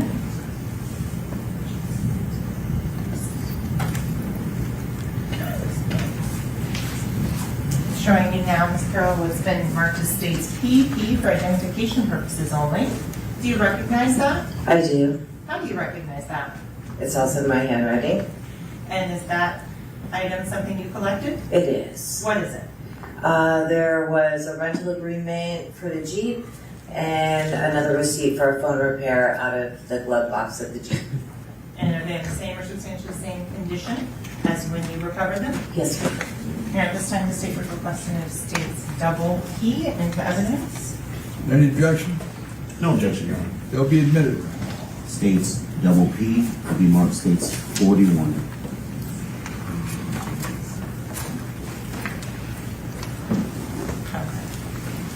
Showing counsel what's been marked as states QQ.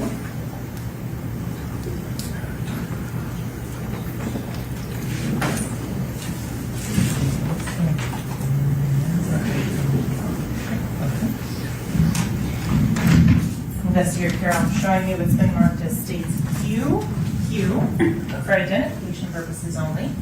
Do you recognize that? I do. How do you recognize that? Also my handwriting. What are those items?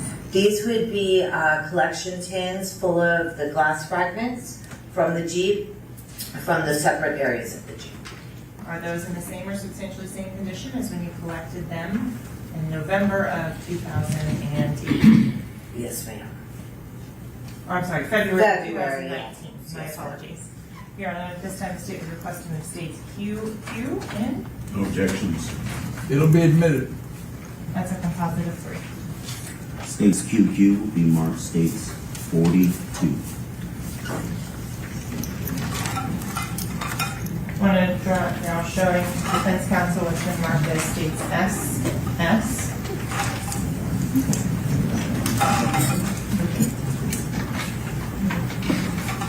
Investigator Carroll, I'm showing you now has been marked for identification purposes only as states SS. Okay. Do you recognize those items? I do. How do you recognize those items? Also my handwriting and my initials. Are those items in the same or substantially same condition as when you collected those on October 26th of 2018? Yes. And how do you recognize what those are? Well, I see on the bag, it's 3 projectiles and I can hear them in the tins. And are they in the same or substantially same condition? Yes, ma'am. You're at this time, the state requesting the states SSN. No objection, Your Honor. They'll be admitted. States SS will be marked States 43.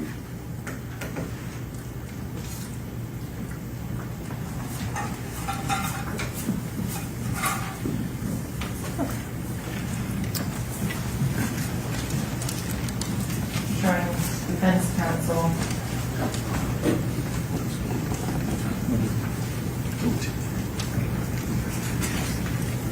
Ms. Carroll, I'm showing you it's been previously marked as states TT. Yes. For identification purposes only. Do you recognize that item? I do. How do you recognize that item? It's my handwriting and I remember the item. And is that item in the same or substantially same condition as when you collected on October 26th of 2018? Yes, ma'am. Here at this time, the state would request the states TT into evidence. And no objections. It will be admitted. States TT will be marked States 44.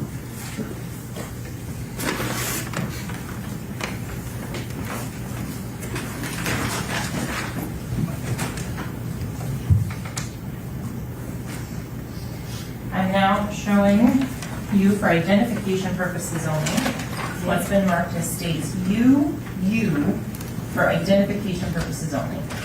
Do you recognize that item? I do. How do you recognize that item? By my handwriting. And what is that item? These is the pair of sneakers that were found at the rear passenger floorboard. Okay. And Are those the ones that you documented in the photos we looked at earlier? The red ones, correct. Are they in the same or substantially same condition as when you collected them in October 26th of 2018? Yes, ma'am. Here, at this time, the state would request permission to enter states you into evidence. No objection. It will be admitted.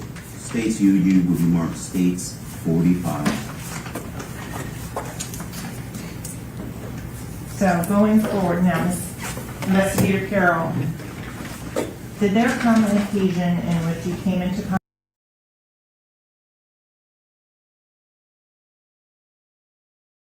contact with the defendant, Jamel Demons? Yes, ma'am. Okay. Showing defense counsel that's been previously marked as states R.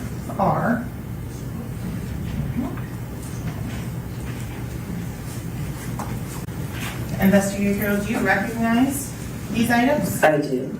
What are These would be buccal swabs of Mr. Demons. they? And explain what buccal swabs are, please. They are swabs of the inside of your cheek to obtain your DNA. Are these in the same or substantially same condition as when you collected them? Yes, ma'am. And can you identify for the record who you collected these items, the swabs from? From Mr. Demons. And can you please identify him by an article of clothing and where he's sitting in the courtroom? Yes, at the defendant's table with the navy blue suit and silver shirt. Silver shirt. Your Honor, may the record reflect the witnesses identified the defendant. The record shall so reflect an in-court identification of the defendant. And as to states RR, the state will submit those now into evidence. No objection, Your Honor. No objection, they'll be admitted.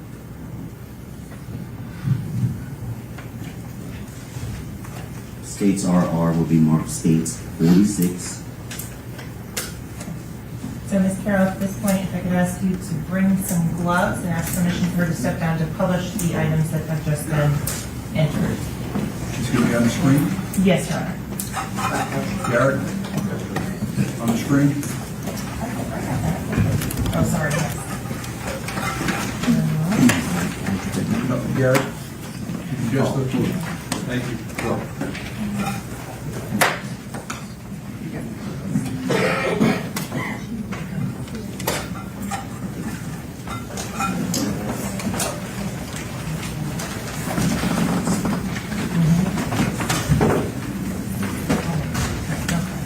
So Ms. Carroll, I'm going to start with asking you, Investigator Carroll, my apologies, to publish the 3 projectiles, and I will get scissors for you.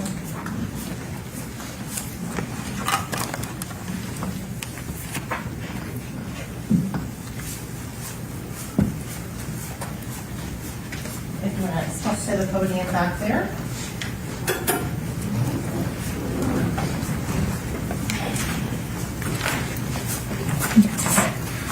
So I'm going to start by publishing States 43.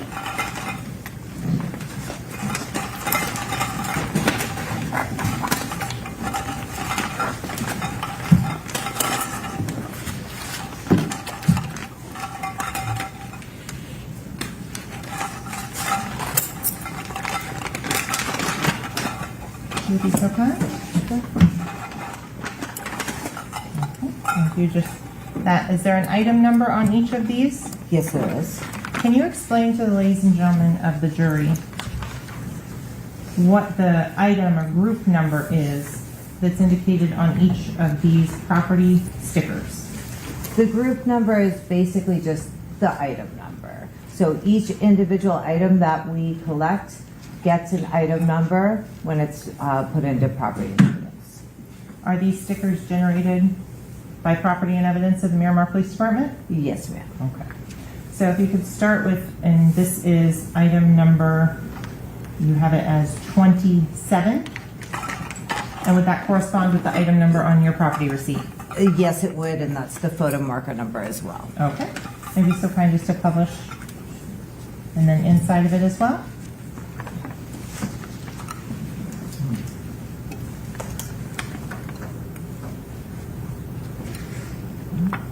And so 27, that was the rear seat projectile?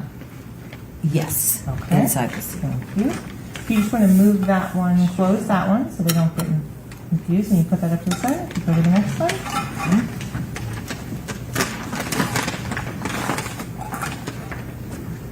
Can you show which this projectile is?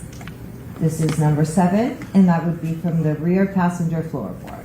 Okay, be so kind as to open that up. Thank you.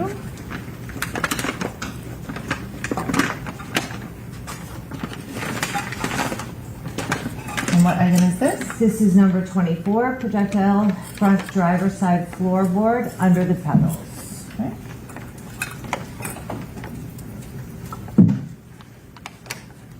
Thank you so much. And if we could repackage those.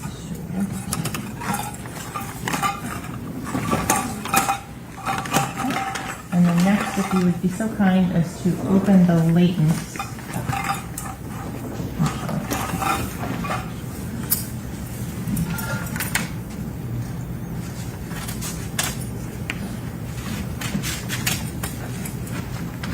And could you just pick one to show as a demonstrative to the ladies and gentlemen of the jury what the latent cards look like? Sure.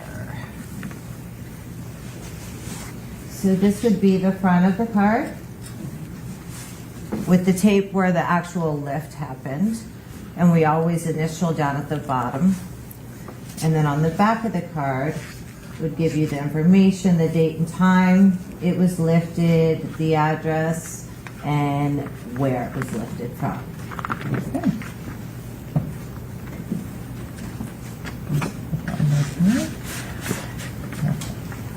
And that would be the same for what's been admitted as States 40 as well? Yes.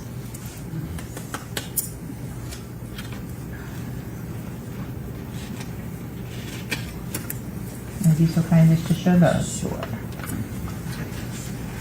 Is there any rhyme or reason as to the different sizes of the latent print cards?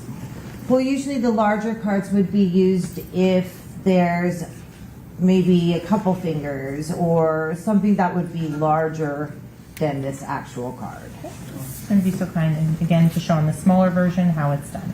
Yes, so this would be the front with the tape. And the back with the information. Okay, thank you so much. You're very welcome. I will put that in there. Thank you. Okay. Can you resume your seat? Thank you.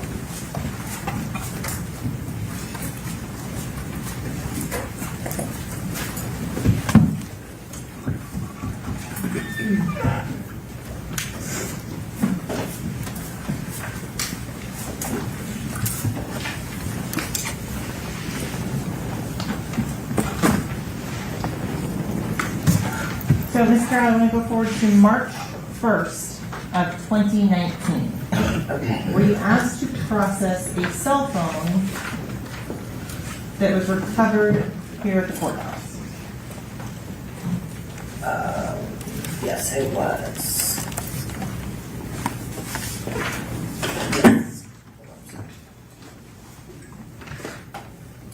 On March 1st of 2019, I'm sorry, the iPhone that you were, or the phone that you were requested to process, what type of phone was it? May I look at my report? Yes. It was a Apple iPhone X, gold, rose, and color. Did it have a distinctive serial number on that phone? It did. And what was that serial number? It's FFNXHV1VPHF. When you were provided that phone, what were you asked to analyze on it? I was requested to both photograph and then process it for possible blood. Did you do that? I did.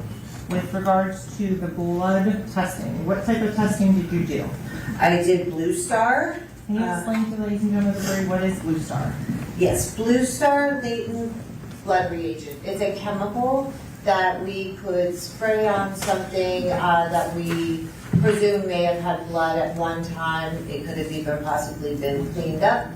And if there was a presence of blood, it reacts with the hemoglobin, different chemicals, maybe with the amino acids in the blood, and it fluoresces. This rose gold iPhone X ending with the serial number of 1VPHF. Did it have any fluorescence or glow? The results were negative. With regards to the DNA swabs that were collected, does the Miramar Police Department do any in-house DNA processing? No, ma'am. One moment to confer with co-counsel. Yes.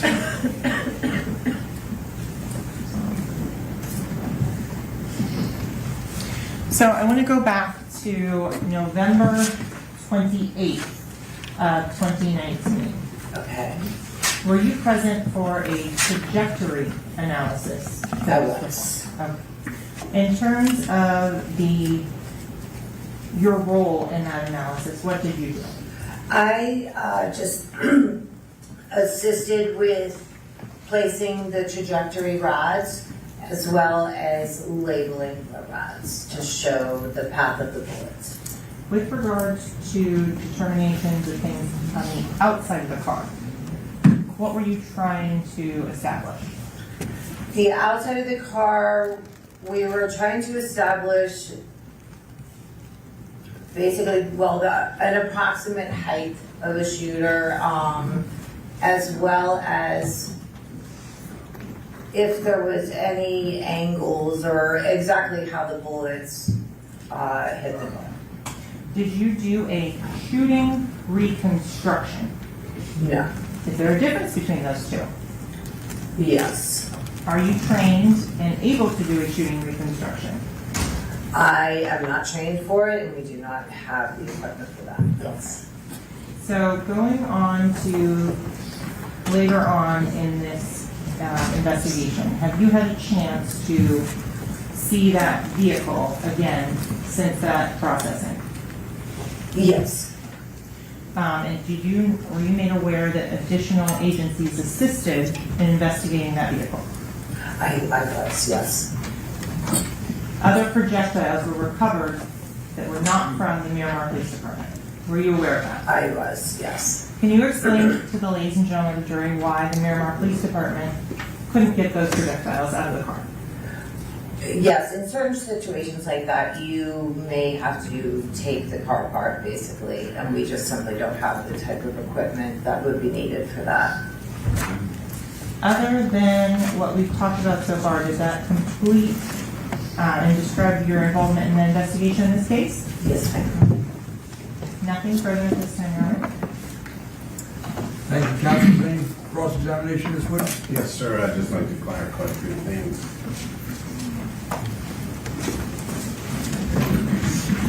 Good afternoon, ma'am. Hi, how are you? Good, how are you?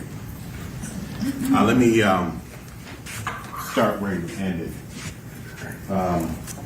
Ms. Bradley alerted you to the fact that there were some projectiles that were recovered from the vehicle that you had not recovered during your processing of the vehicle. Yes, sir. And did you find them? And just when you processed the vehicle, you found them, but you weren't able to recover. Is that what we're to understand? No, we did. We collected everything we found. Okay. So you didn't find it. It's not a situation where you found the existence of the projectiles, made note of them, but were unable to recover them. You just didn't find them. We didn't find them. We documented all the holes, but we did not go into the metal or tear apart the seats looking for them. Yes. Okay. But so you're saying the projectiles that you did not find were in holes, the existence of which you documented? I'm assuming. I'm not positive about that. Right. You don't even know that you found the hole that the projectiles were found in. You can't say that. No. I mean, they would obviously have to be in one of the holes, but I would not know which holes. Right. You might have missed those perforations altogether, is what you're saying. I mean, it's possible. I don't know if that we did miss any, but it is possible. Right. So you can't really help to educate us on how thorough your processing was because you don't even know where the projectiles came from that you did not find, right? Yeah.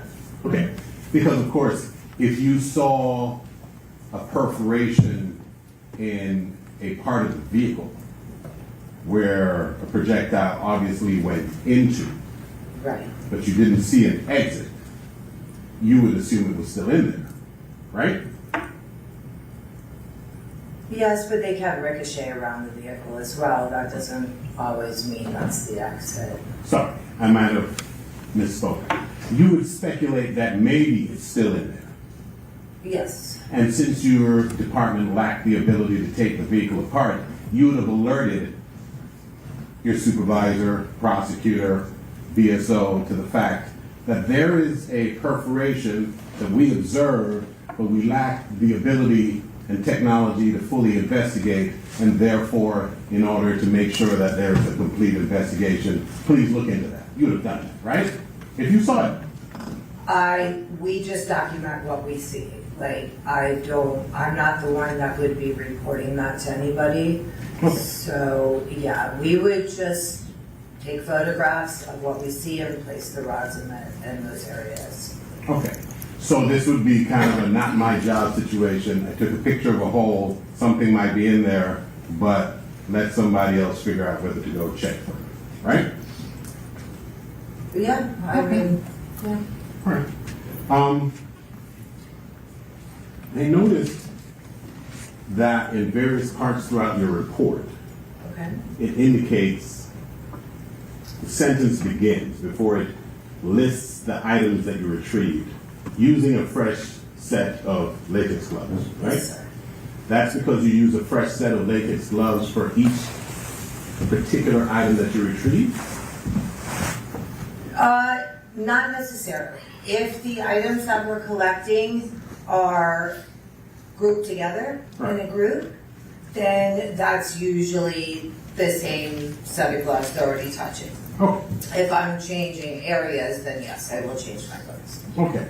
So if you put on a set of latex gloves, let's take, for example, we saw a photograph that juxtaposed condoms with a Bible.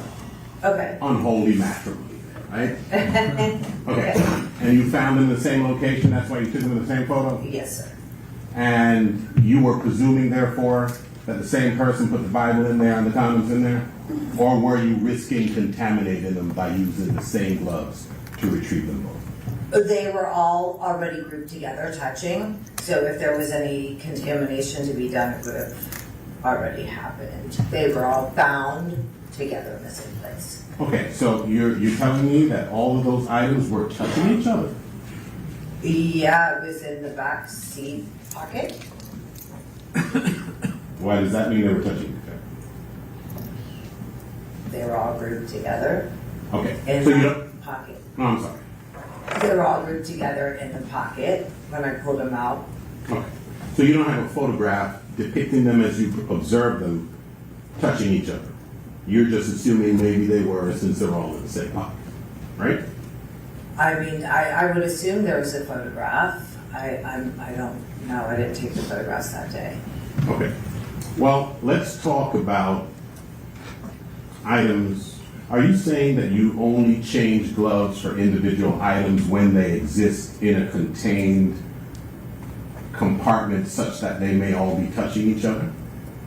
No. If they're all touching each other, if they're in a group, like if you had a pile of bloody clothes, I'm not going to change my gloves in between each item of clothing because they're sitting on top of each other. Okay. But if there was a pile here and a pile over there, then yes, I would change my gloves in between this pile and that pile. Okay.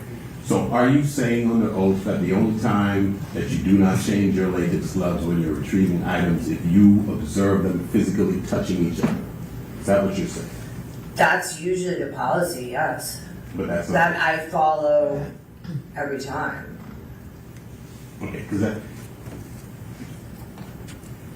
Sorry to belabor the point, but what I thought I heard you say is that if items are in the same area, Right. you may not necessarily change your gloves, right? Right. Yes, if they're found in the same area, grouped together. Okay, that's what you meant to say, in the same area, grouped together such that they're touching? That's what I thought I said, I'm sorry, yes. Okay, and that's the only time that you didn't change your gloves in this case? I mean, I don't really recall exactly. I follow the same procedures every time. Oh. Can I have one second? Yes.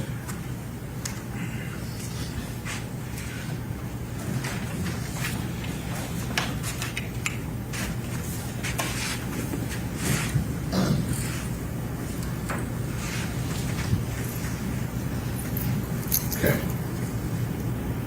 I have here, do you have your reports with you? Yes, sir. All right. Could you reference the one that indicates the activity in which you're engaged on October the 26th of 2018? Okay. I think that's the one.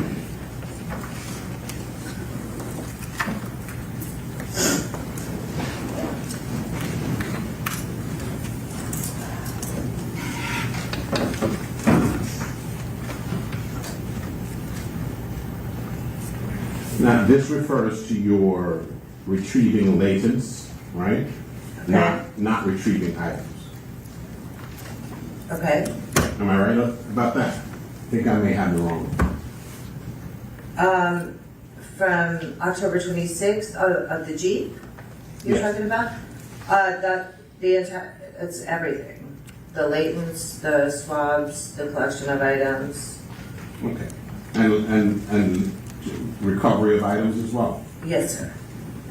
Okay, and in every instance in your report where it says using a fresh pair of latex gloves would document each instance in which you did so, and that was the purpose of your making that notation. Is that correct? I change them often in between. I may not know every single time I've changed them.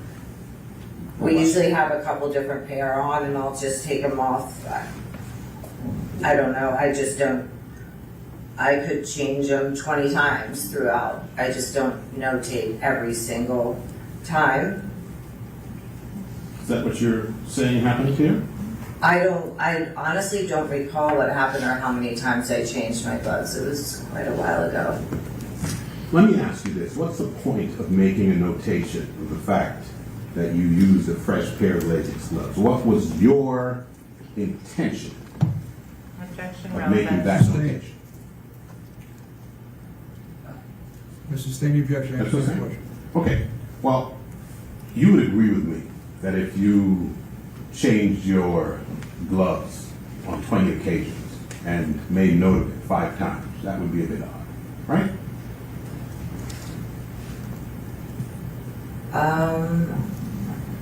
I don't know. I mean, we've always written our reports that way, so I don't know exactly what you're asking. Would it be odd that I listed it 5 times? But changed it 20 times. I don't think so. Okay. Okay, maybe I used the wrong word. You would agree with me it might be a little bit misleading then. No, I don't think so. So you just thought to note it sometimes and sometimes you didn't? I noted it in between each different job that I did.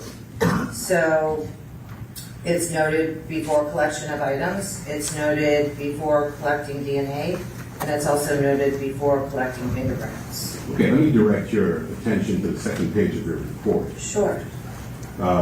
Halfway down the page, it says, using a fresh pair of latex gloves, I collected the following items from the gray Jeep. Right. Zephyr Hills water bottle. Objection, Your Honor, property. Okay. Did you recover a Zephyr Hills water bottle? I did. And did you do it using a fresh pair of latex gloves? Yes, that was the first item I collected. And then I think we saw in the photograph also a small Sutter Home white Zinfandel bottle. Yes. You collected that as well? Yes. Did you change your gloves between collecting those 2 items? I don't honestly remember, but seeing how they were both in the passenger side door pocket, I'm not sure. It looks like they came from the same place. Okay. And there was a small bottle of black bomb scent, bomb fragrance that you also retrieved. Okay? Among other items, right? Yes, sir. And you were saying that you really can attest that you changed your gloves on each occasion, right? In between each area, I can tell you, yes, I did. But I can't tell you how many times now. Okay. But you would agree with me that if you don't change your gloves, there is a risk, however small, however great, of cross-contamination. You would agree with that? Sure. Okay. And that risk may have manifested in this case. You can't attest anything. Speculation. Sustained. You also retrieved some glass from a car. Yes, sir. And I noticed that you use latex gloves then. Yes. And the purpose of using latex gloves as opposed to any other gloves is because presumably those gloves themselves are sterile, right? All our gloves are sterile. Okay.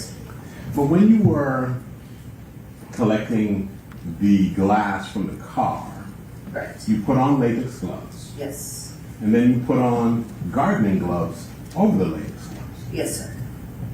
And the gardening gloves were sterilized? I don't remember, honestly, but we weren't processing that for DNA. Okay. So why'd you put the latex gloves on underneath? So I wouldn't get cut by the glass. I thought that's why you had the gardening gloves. Oh, yes, that's why we had the gardening gloves on, I guess just out of habit. Just have it? Yeah. Okay. Because if you wanted to make sure that was sterile, what you would have done was you would put the latex gloves on over the gardening gloves, as opposed to the other way around, right? If you wanted to make sure it was sterile, correct. Okay, but you did not have an interest in maintaining the sterility of work?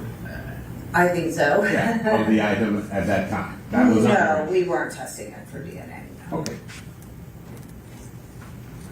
And you were telling us, I think, that you tested a phone for the presence of blood? Yes, sir. Why would you do that? I was requested to by the detective. So, and you were saying you found blood on that? No, I didn't. There was no blood on it? Okay. When you conduct an investigation, right? Yes. Strike that. When you retrieve items in the course of processing a crime scene, yes, sir. In this case a vehicle, okay. You maintain their integrity for purposes of future testing. Yes. Right? Of DNA, possibly. Yes. And fingerprints. Yes. And because life tends to leave a trail, right? Yes. So if I rub this desk, I might not have left a fingerprint because of the manner in which I'm touching it, but maybe I left DNA because of the oil in my hands, for example. Possibly, yes. And so if you test that, you might find evidence that I touched it. Correct. And so when you do that processing, you do it in order to try and obtain evidence that someone may have touched an item, right? Yes. And particularly for fingerprints, smooth surfaces that are non-porous are particularly conducive to leaving fingerprints. Yes, sir. Such as a water bottle, right? Yes. A projectile. It's a little harder, but yes. A spent casing, maybe? Sometimes, yes. You've analyzed spent casings before. Yes. And you've retrieved fingerprints and DNA from them. I have. Which informed you in the instances in which you have and were able to identify that somebody, you were able to identify maybe who loaded a firearm. I have gotten fingerprints off of casings, but never enough to identify somebody. DNA. Off a spent casing, I personally have not. Okay. How long have you been doing this? I've been doing this for 7 years. Okay. All right.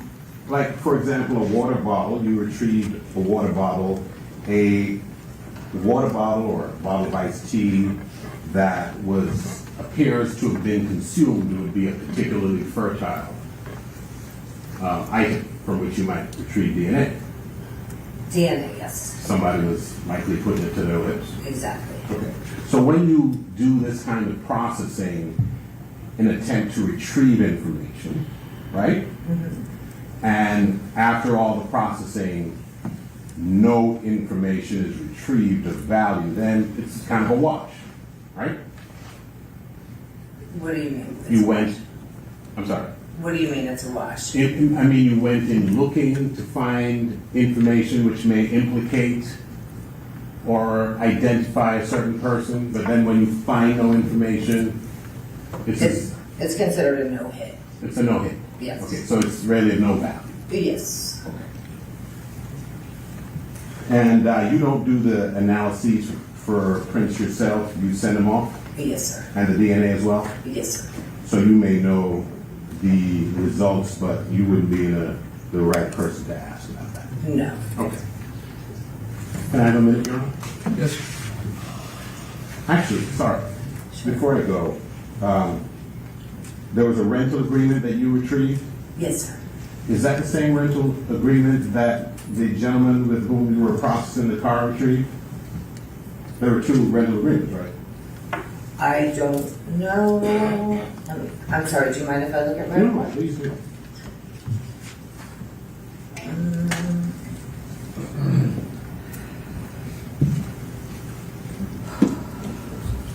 I just have that a 2-page rental agreement for Jameson Francois from Enterprise Rental for the Nissan RSPT. It was a Nissan RSPT? That's what you retrieved? Yes, that's what it looks like. And that I found it in the glove box, photo marker number 26. Can I have a quick second? Yes.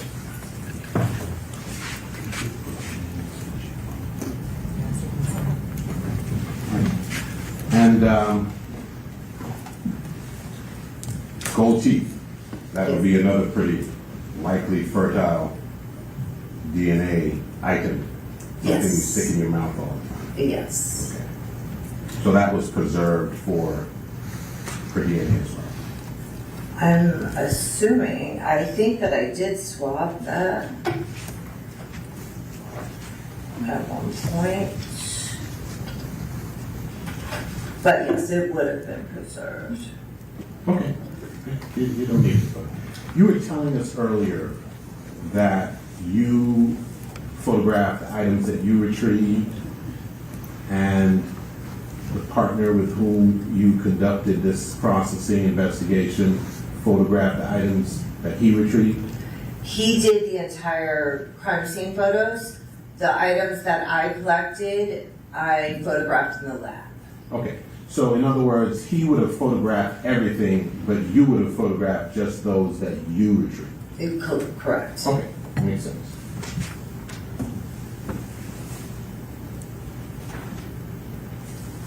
One moment, please.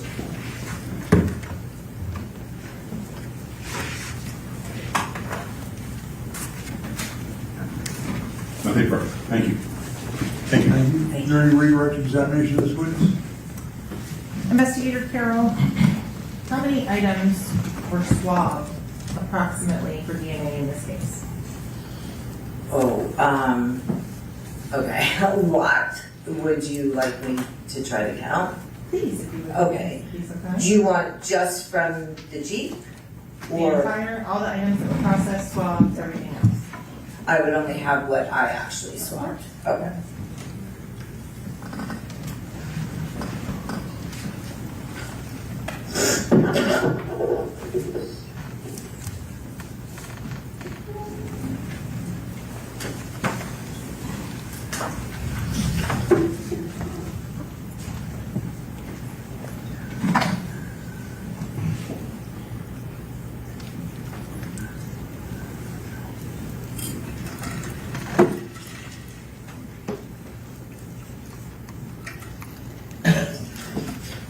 I have 15 different items just from the Jeep.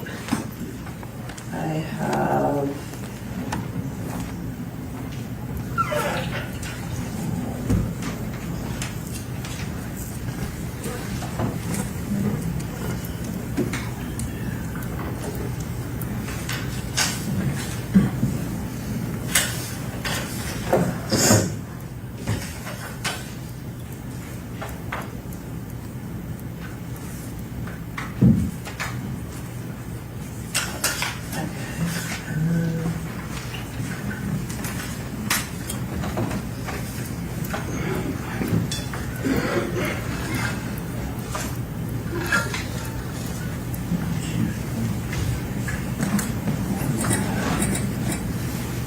I had 5 additional items that were swabbed at a later date, but also items found in the Jeep.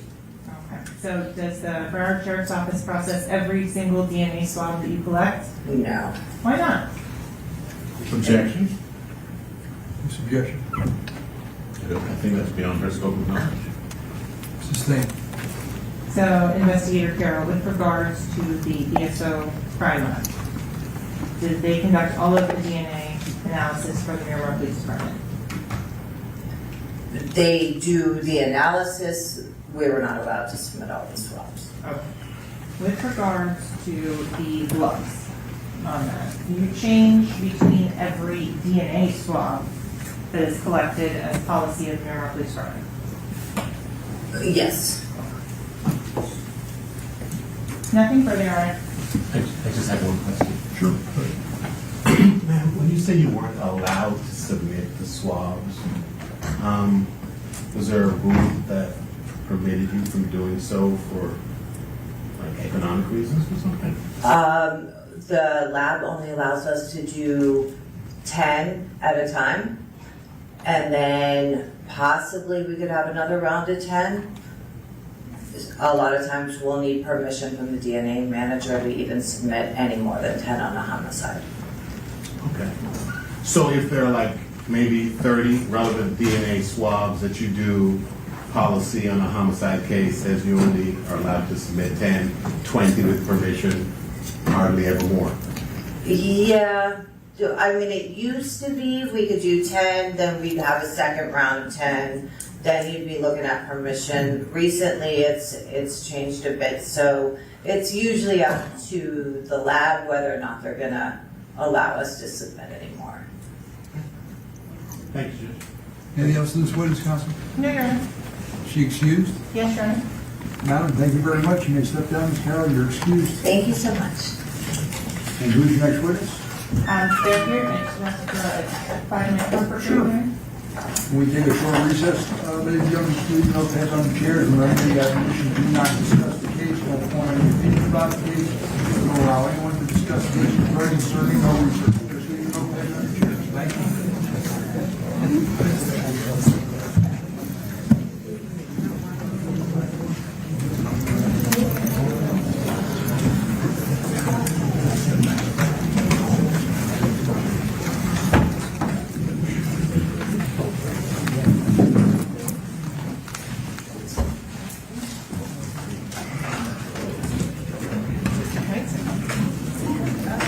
Thank you. Let the record reflect the jury stepped out. Counsel may along with the defendant. Mr. Dennis, need a restroom break or anything? No, sir.